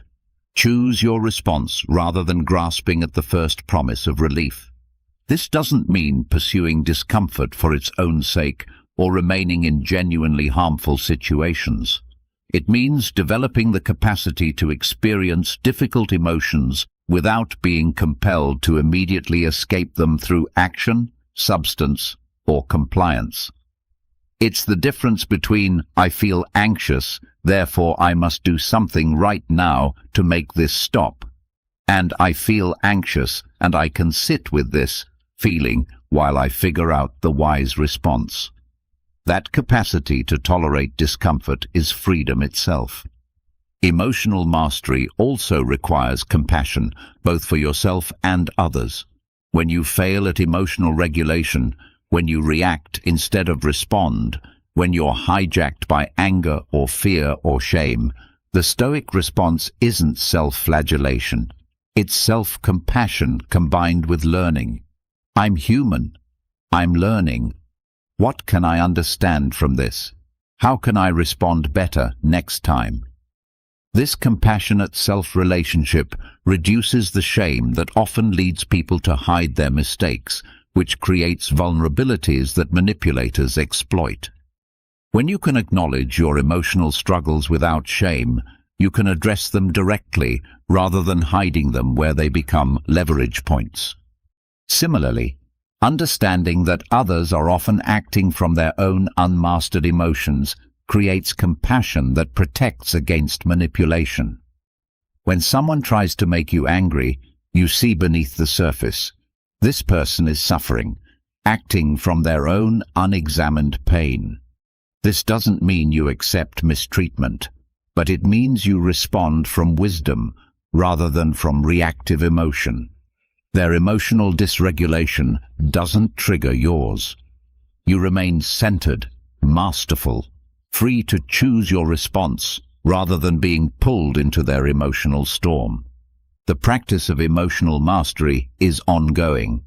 Each day brings new opportunities to work with emotions skillfully. Someone cuts you off in traffic. Can you observe the flash of anger without letting it become rage? A project fails. Can you feel disappointment without cascading into despair? Someone praises you. Can you appreciate it without becoming dependent on it? These daily practices, these small moments of choosing skillful relationship with emotion, accumulate into a profound capability. You become someone who feels deeply but isn't controlled by feelings, who experiences fully but isn't overwhelmed by experience. Living by the law of emotional mastery means committing to a conscious relationship with your inner life. It means observing your emotions with curiosity rather than judgment. It means pausing between feeling and action to choose wisdom. It means understanding that you feel emotions, but are not your emotions. You are the awareness that experiences emotions. It means developing the capacity to sit with discomfort, to tolerate uncertainty, to experience difficult feelings without desperately seeking escape. It means treating yourself with compassion while still holding yourself accountable for your choices. When you achieve emotional mastery, you become extraordinarily difficult to manipulate. Manipulators rely on triggering overwhelming emotions that bypass your rational mind and compel immediate action. But your emotions don't overwhelm you anymore. They inform you. They're signals you interpret, not commands you obey. You feel the fear they try to trigger, but you're not controlled by it. You feel the desire they try to inflame, but you're not enslaved by it. You feel the shame they try to impose, but you don't accept it as truth. You remain emotionally alive, feeling, responding, engaging, but you remain the master of your emotional house. No one else holds the keys. You are sovereign in your inner kingdom. You are free. If you could trace every manipulation back to its source, you would find two fundamental forces: fear and desire. These are the twin engines that drive human behavior, the strings that manipulators pull to make us dance. Fear of loss, fear of pain, fear of death, fear of rejection, fear of failure. Desire for pleasure, desire for security, desire for validation, desire for power, desire for more. Between these two forces, most people spend their entire lives being pushed and pulled, controlled by whoever can most skillfully trigger one or the other. The Stoics understood that true freedom requires mastering both, not eliminating them, that's impossible and undesirable, but understanding them so completely that they become tools you use rather than forces that use you. Fear is perhaps the most powerful manipulation tool ever discovered. When someone can make you afraid, they can make you do almost anything. This is why tyranny always relies on fear, why advertising uses fear of inadequacy, why abusive relationships use fear of abandonment, why cults use fear of damnation. Fear bypasses rational thinking and triggers survival responses. Your prefrontal cortex goes offline, your amygdala takes over, and you're suddenly making decisions from your most primitive brain, the part that's easily manipulated because it's designed for immediate survival, not complex judgment. The Stoics approached fear through analysis and exposure. First, analyze. What exactly am I afraid of? Be specific. I'm afraid of losing my job is vague. Dig deeper. Are you afraid of financial insecurity, loss of identity, what others will think, the judgment of having failed? When you identify the specific fear, you can examine it rationally. How likely is this outcome? If it happens, what would I actually do? Have I survived difficulties before? What's the worst that would truly happen, stripped of catastrophizing? Seneca practiced this analysis constantly. He would take his fears and interrogate them. What if I lose all my wealth? Well, I've lived simply before and can again. What if I'm exiled? Many great people have been exiled and found meaning there. What if I die? Then I die, as all humans do, as I will inevitably do eventually. This analytical approach doesn't eliminate fear, but it right-sizes it. What seemed overwhelming becomes manageable. What seemed catastrophic becomes survivable. The fear loses its paralyzing grip, and you can think clearly about whether it warrants any action and, if so, what action serves you rather than the manipulator. But analysis alone isn't enough. The Stoics also practiced exposure, deliberately putting themselves in situations they feared to prove they could handle them. They practiced voluntary discomfort to become comfortable with discomfort. They slept on hard floors to lose fear of physical hardship. They ate simple food to lose fear of deprivation. They contemplated death daily to lose fear of mortality. This wasn't masochism. It was systematic desensitization, inoculation through controlled exposure. When you voluntarily experienced what you fear, involuntary experience of it loses its terror. Modern psychology has validated this approach through exposure therapy, which is now the gold standard treatment for anxiety disorders. The principle is identical to Stoic practice. By gradually and repeatedly exposing yourself to what you fear in a controlled way, you learn that you can tolerate it. Your nervous system recalibrates. What once triggered panic now triggers manageable discomfort. This is freedom, not the absence of fear, but the confidence that you can handle what you fear. Desire operates as fear's mirror twin. Where fear pushes you away from what you don't want, desire pulls you toward what you do want, and wherever you're pulled, you can be led. Marketers study desire with scientific precision. They know how to trigger wanting, how to make you believe that satisfaction is just one purchase away. Relationship manipulators know how to dangle exactly what you desire: attention, affection, validation, just out of reach, keeping you pursuing. Career manipulators know how to exploit your desire for advancement, recognition, or security. The Stoic approach to desire is neither suppression nor indulgence, but understanding. First, distinguish between natural and necessary desires, natural but unnecessary desires, and unnatural and unnecessary desires.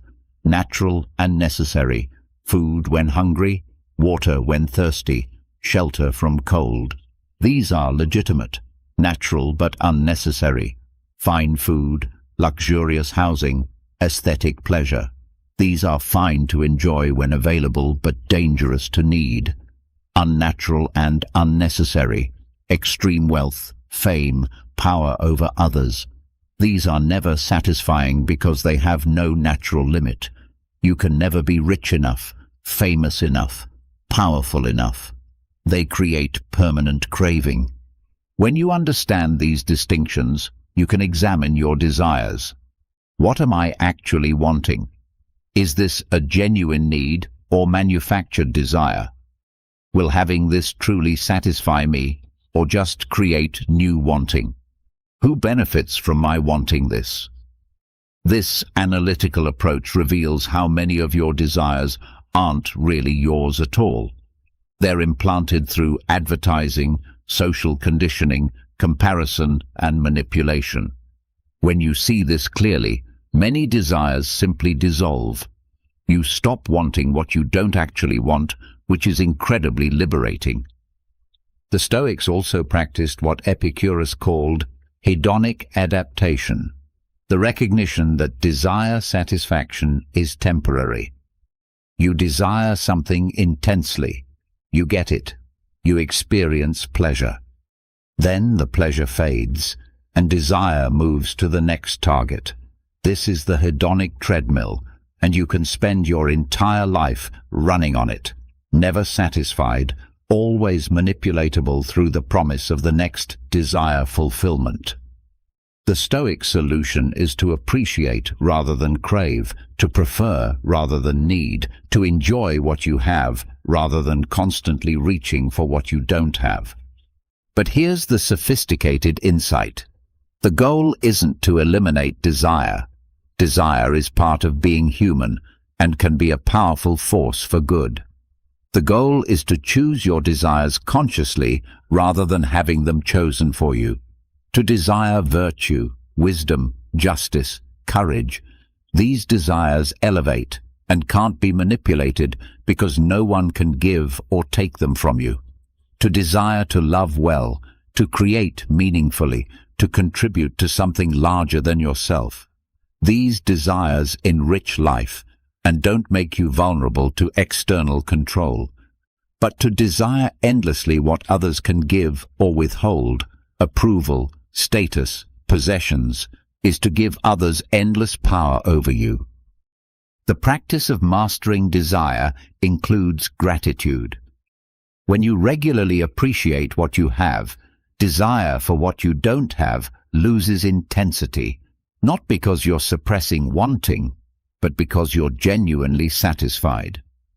The Stoics practiced daily gratitude, not as a positive thinking technique, but as a reality check.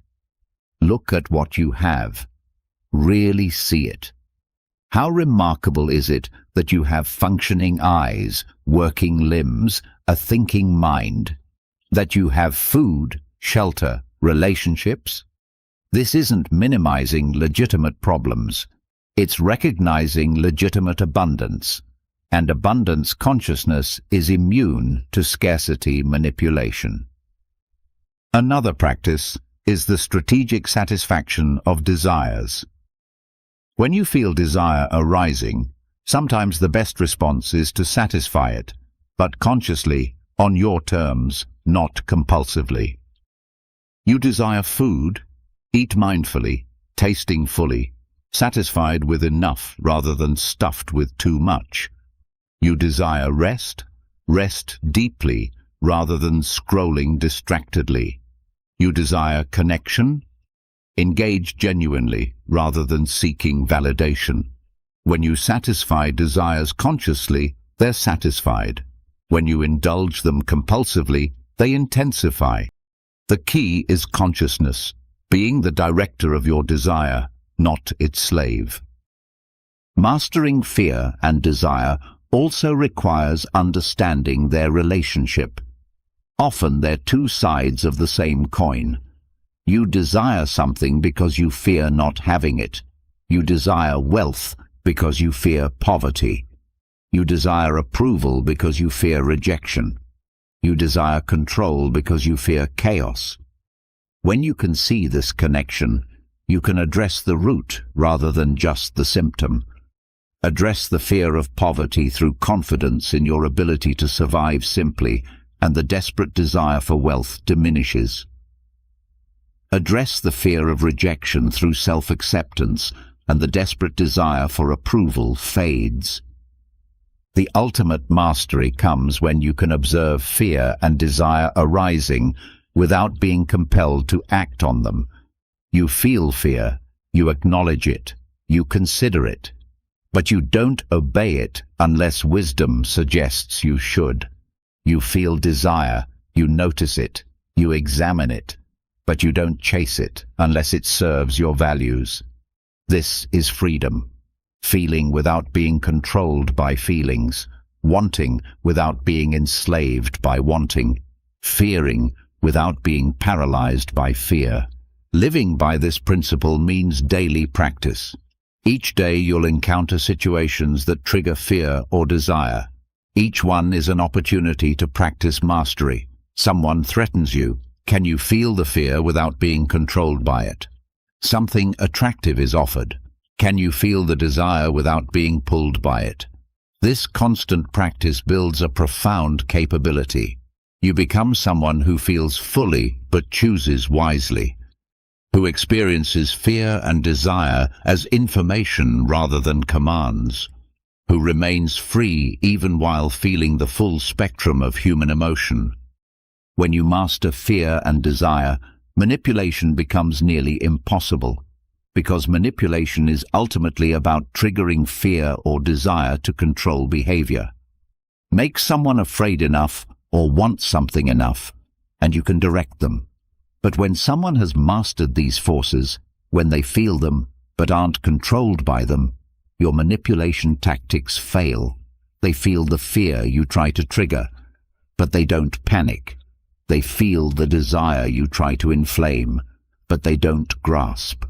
They remain centered, free, capable of choosing wisdom over reaction. They are no longer puppets whose strings you can pull. They are sovereign beings who feel deeply and choose wisely. They are free. Everything changes. Everything ends. Nothing lasts. This is perhaps the most fundamental truth about existence, and most people spend their lives trying desperately not to acknowledge it. We pretend our relationships will last forever. We act as if our youth, health, and life itself are permanent. We build our identities around things that will inevitably change or disappear. And in this denial of impermanence, we create enormous suffering and vulnerability. Because when we're attached to permanence in an impermanent world, we're easily manipulated by anyone who threatens or promises to preserve what we're clinging to. The Stoics embraced impermanence completely, and in that embrace found a freedom most people never imagined possible. The Buddhist concept of anicca, impermanence, finds its parallel in Stoic thought through the recognition that all external things are in constant flux. Marcus Aurelius wrote, "Time is a river of passing events, no, a raging torrent." He meditated constantly on how everything is temporary, how even the mightiest empires crumble, how the most powerful people become dust, how all human dramas are brief flickers in the vast expanse of eternity. This wasn't nihilistic despair, it was liberating perspective. When you truly understand that nothing lasts, you stop grasping so desperately, and in releasing your grip, you become free. Consider how attachment to permanence makes you vulnerable to manipulation. You believe your relationship is permanent, so threats to end it control you. You believe your job is permanent, so threats of termination manipulate you. You believe your youth is permanent, so the beauty industry exploits your inevitable aging. You believe your status is permanent, so you'll compromise to preserve it. Every manipulation that works through threat or promise relies on your denial of impermanence. When you accept that everything changes, these manipulations lose their power. You can't be threatened with losing what you already know is temporary. The Stoic practice begins with observation. Look around you. Notice change happening constantly. Your body is different than it was yesterday. Cells dying and being born, hair growing, skin renewing. Your thoughts are different than they were an hour ago. Your relationships are different than they were last year. People grow, change, sometimes grow apart. Your circumstances are different than they were last month. Even your identity, your personality, beliefs, preferences is in flux. Nothing is static. Everything is process. This isn't depressing. It's reality. And seeing reality clearly is always the first step to freedom. The Stoics practiced a specific meditation on impermanence, particularly regarding what they cherished most. Marcus Aurelius would kiss his children goodnight while reminding himself, "Tomorrow you may be dead. Tomorrow they may be dead." This seems morbid to modern sensibilities, but its effect was precisely the opposite. By acknowledging impermanence, he loved more deeply. He didn't take his children for granted. He was fully present with them because he knew their time together was limited. This is the paradox of impermanence. Fully accepting that something will end allows you to fully appreciate it while it's here. This practice transforms how you hold everything in your life. You hold your possessions lightly, knowing they're temporary. They can be lost, broken, stolen, or simply deteriorate.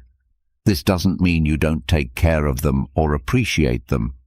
It means you're not devastated when they're gone because you never pretended they were permanent. You hold your relationships tenderly, knowing they'll change or end.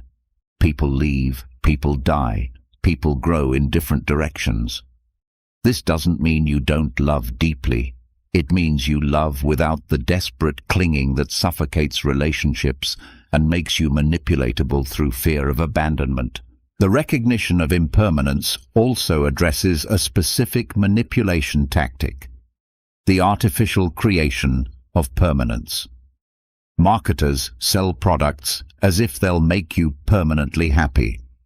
Relationship manipulators promise they'll love you forever if you comply.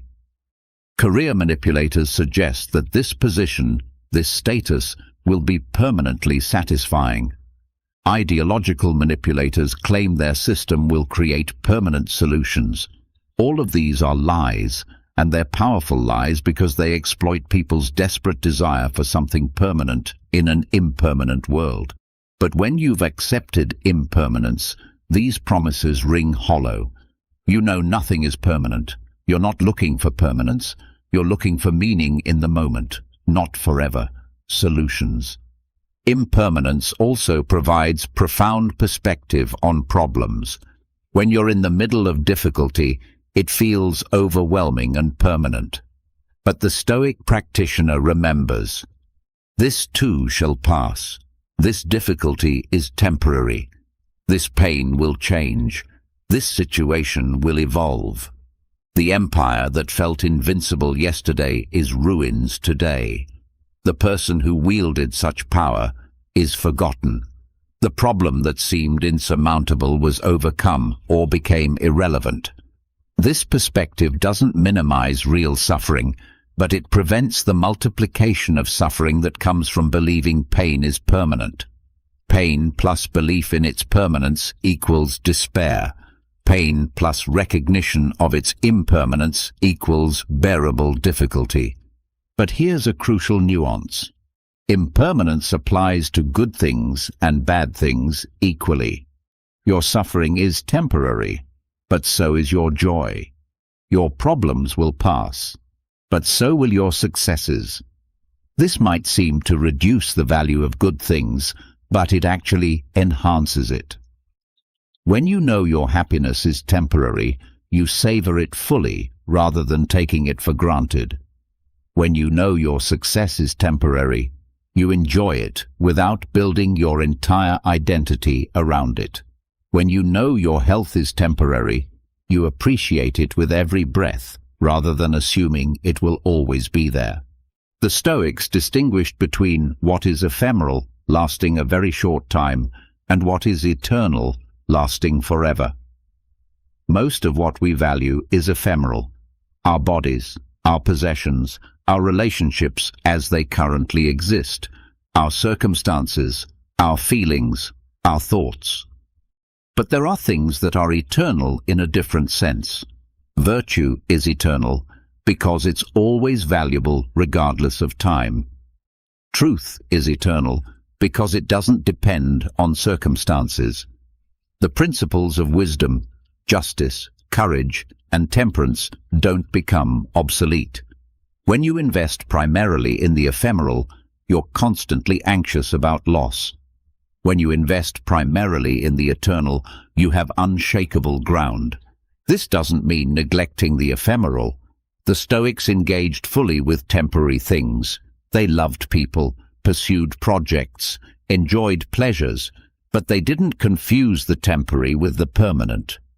They didn't build their entire peace of mind on foundations that would inevitably crumble. They invested in what was eternal, their character, their principles, their virtue, while engaging with and appreciating the temporary. This is the art of living well with impermanence, full engagement without desperate attachment. The practice of embracing impermanence also includes embracing your own mortality. The Stoics meditated on death constantly, not morbidly, but realistically. You could leave life right now, Marcus Aurelius reminded himself. Let this determine what you do and say and think. This radical acceptance of mortality is perhaps the ultimate freedom. When you've truly accepted that you will die, that it could be today, that nothing can prevent it, you become ungovernable through fear of death. And since the fear of death underlies most other fears, you become fundamentally free. This meditation on mortality also creates urgency to live well. When you fully grasp that your time is limited, you stop postponing what matters. You don't wait until you have more money, more time, more security. You live now according to your values because now is all you're guaranteed. This urgency is energizing, not depressing. It focuses you on what truly matters and eliminates the trivial. You don't have time for resentment, pettiness, or living according to others' expectations. You have a brief time to live well, and you're not going to waste it being manipulated into a life you don't value. The embrace of impermanence also transforms your relationship with change.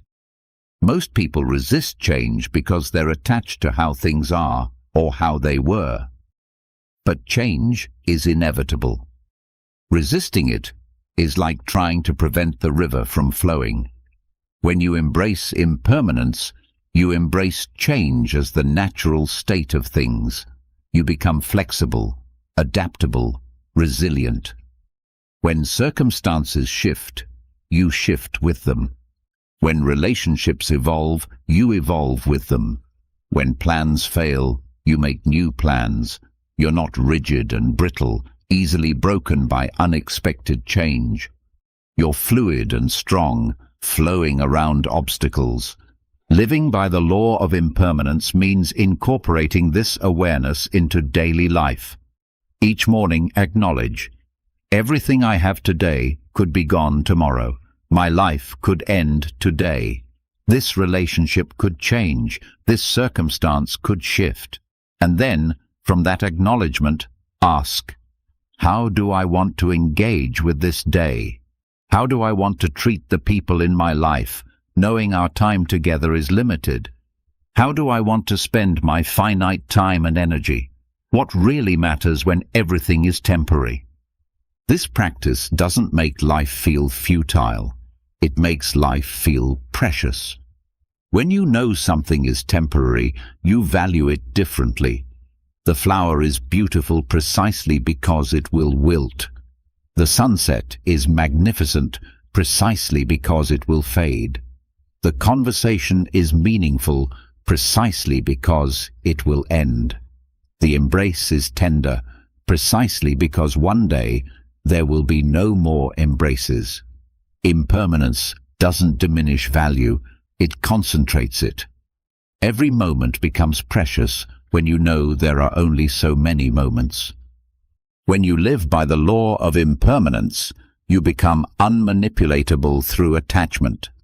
You can't be controlled through threats to take what you're desperately clinging to, because you're not desperately clinging. You're holding everything with an open hand, present, engaged, appreciating, but not grasping. You can't be controlled through promises of permanent security, because you know security is temporary. You can't be controlled through fear of change, because you've accepted change as life's fundamental nature. You remain free to engage fully with the temporary beauty of existence, to love deeply without desperate attachment, to strive meaningfully without demanding permanent results. You dance with impermanence rather than fighting it. And in that dance, you find a freedom that those who cling to permanence never know. You are fully alive to each moment because you know each moment is all there is. You are free. There's a profound paradox at the heart of Stoic philosophy. The way to preserve yourself is to give yourself away. The way to find meaning is to serve something larger than yourself. The way to become unmanipulatable is to make your life about something other than your own comfort and advantage. This seems counterintuitive. Shouldn't self-preservation require focusing on yourself? Shouldn't freedom from manipulation require protecting your interests above all else? The Stoics discovered something remarkable. When your life is organized around service, contributing to your family, your community, humanity, the natural order, you become simultaneously more connected and more autonomous. You're harder to manipulate because you're not primarily motivated by self-interest, which is what most manipulation targets. Marcus Aurelius was the most powerful man in the Roman Empire, yet he saw his role as one of service. He wrote, "At dawn, when you have trouble getting out of bed, tell yourself, 'I have to go to work as a human being.' What do I have to complain about if I'm going to do what I was born for, the things I was brought into the world to do?" He understood his life as obligation, duty, service. This wasn't oppression, it was purpose. When you're called to something greater than yourself, petty manipulations become irrelevant. You're not primarily seeking comfort, approval, or advantage. You're seeking to fulfill your role, to contribute meaningfully, to serve well. Service begins with understanding your place in the larger whole. The Stoics saw humans as social beings, naturally interconnected, parts of a greater organism. You're not a separate individual who occasionally interacts with others. You're a node in a vast network, shaped by others and shaping them in turn. Your well-being and others' well-being are inextricably linked. This isn't selfless martyrdom, it's enlightened self-interest. You flourish when your community flourishes. You suffer when your community suffers. Service to others is service to the system of which you're a part. It's serving the whole that includes you. This understanding transforms how you approach relationships and work. You're not asking, "What can I get from this?" as your primary question. You're asking, "What can I contribute? How can I serve? What does this situation need?" This shift in orientation is profoundly anti-manipulation. Most manipulation works by exploiting what you want, your desires, your fears, your self-interest. But when your primary motivation is service, when you're genuinely asking how you can contribute rather than what you can extract, manipulation tactics misfire. The manipulator is offering you something in exchange for compliance, but you're not primarily focused on what you can get. However, and this is crucial, Stoic service is not self-destruction. It's not subordinating yourself to anyone who demands it. It's not saying yes to everything. It's not martyrdom or people-pleasing. The Stoics were very clear about this. Your first duty is to preserve your own virtue, your own rational nature, your own capacity to serve. You can't serve others well if you've destroyed yourself. You can't contribute to the whole if you've depleted yourself completely. Self-preservation and service aren't opposed. They're integrated. You preserve yourself so that you can serve effectively. This means setting boundaries, saying no when requests violate your principles or exceed your capacity, protecting your time, energy, and resources so that you can deploy them where they truly matter. The Stoic serves from a position of strength, not weakness, from choice, not compulsion, from clear-eyed assessment of where they can contribute most meaningfully, not from desperate need for approval or paralyzing guilt. This discernment is essential. Otherwise, service becomes just another form of manipulation.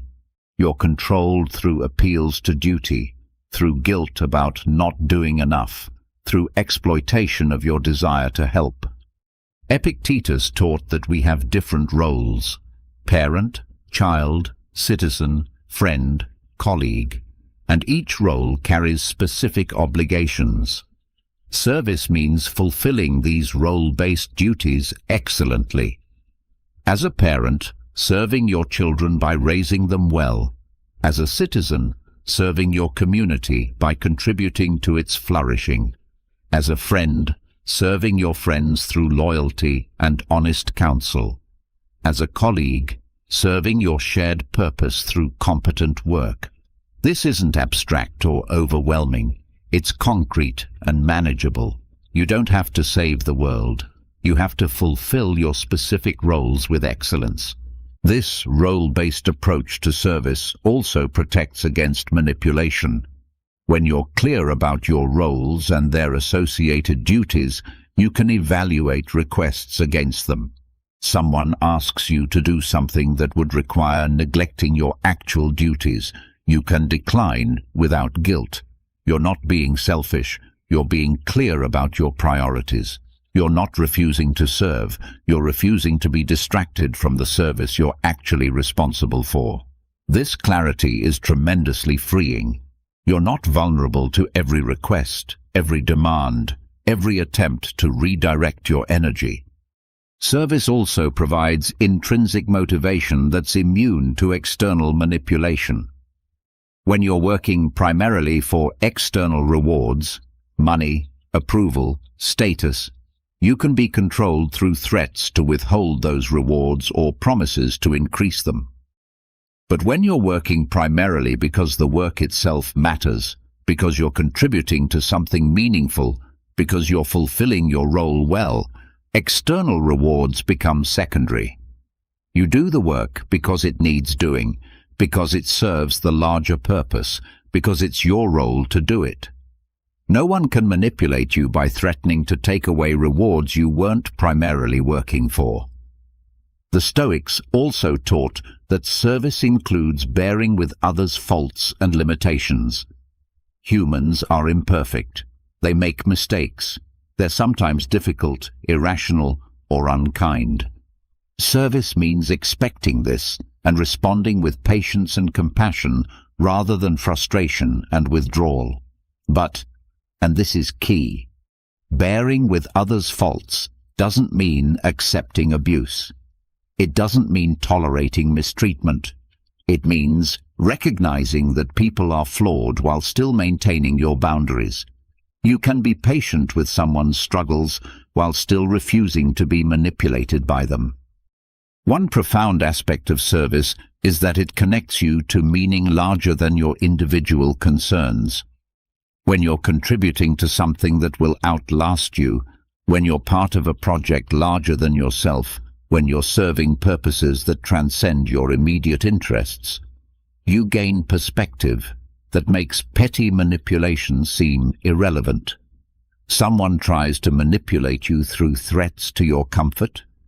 You're not primarily focused on comfort.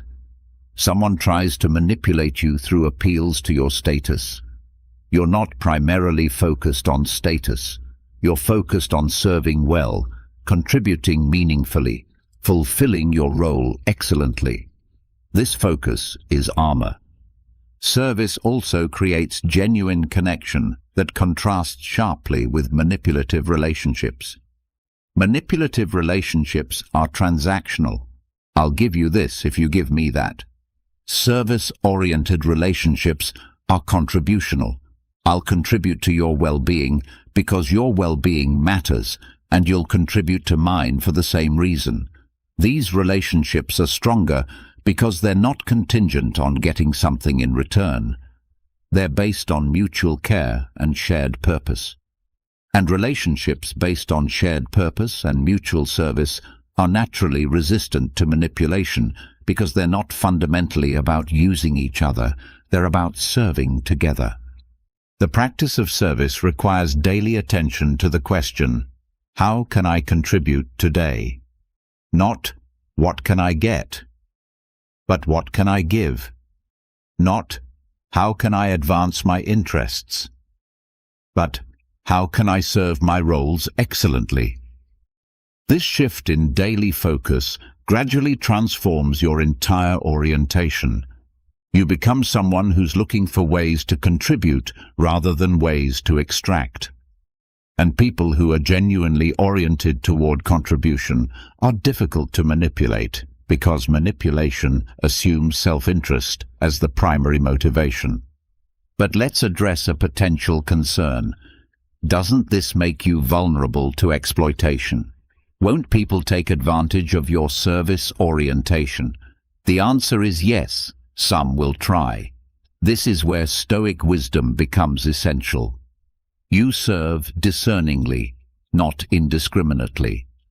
You preserve your capacity to serve by not allowing yourself to be depleted.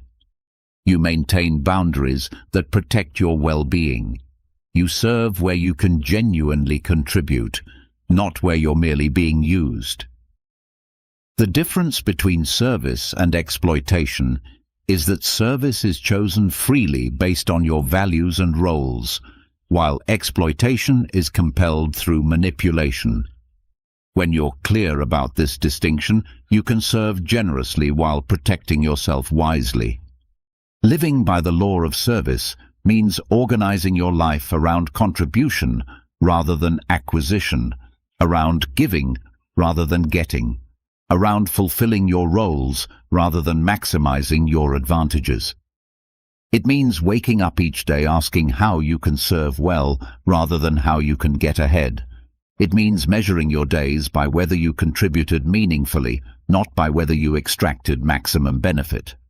This orientation creates a kind of invulnerability to manipulation because you're simply playing a different game than the manipulator assumes. When you live this way, you discover something remarkable. The more you genuinely serve, the more you flourish. Not because service is rewarded, though it often is, but because humans are fundamentally social beings who find meaning in contribution. We're built for service. We're at our best when we're giving our best to something that matters. This isn't sacrifice, it's fulfillment. And fulfilled people are unmanipulatable because they already have what manipulation promises. They have meaning, they have purpose, they have the deep satisfaction of living according to their nature as humans, called to serve the larger whole of which they're an essential part. They are free.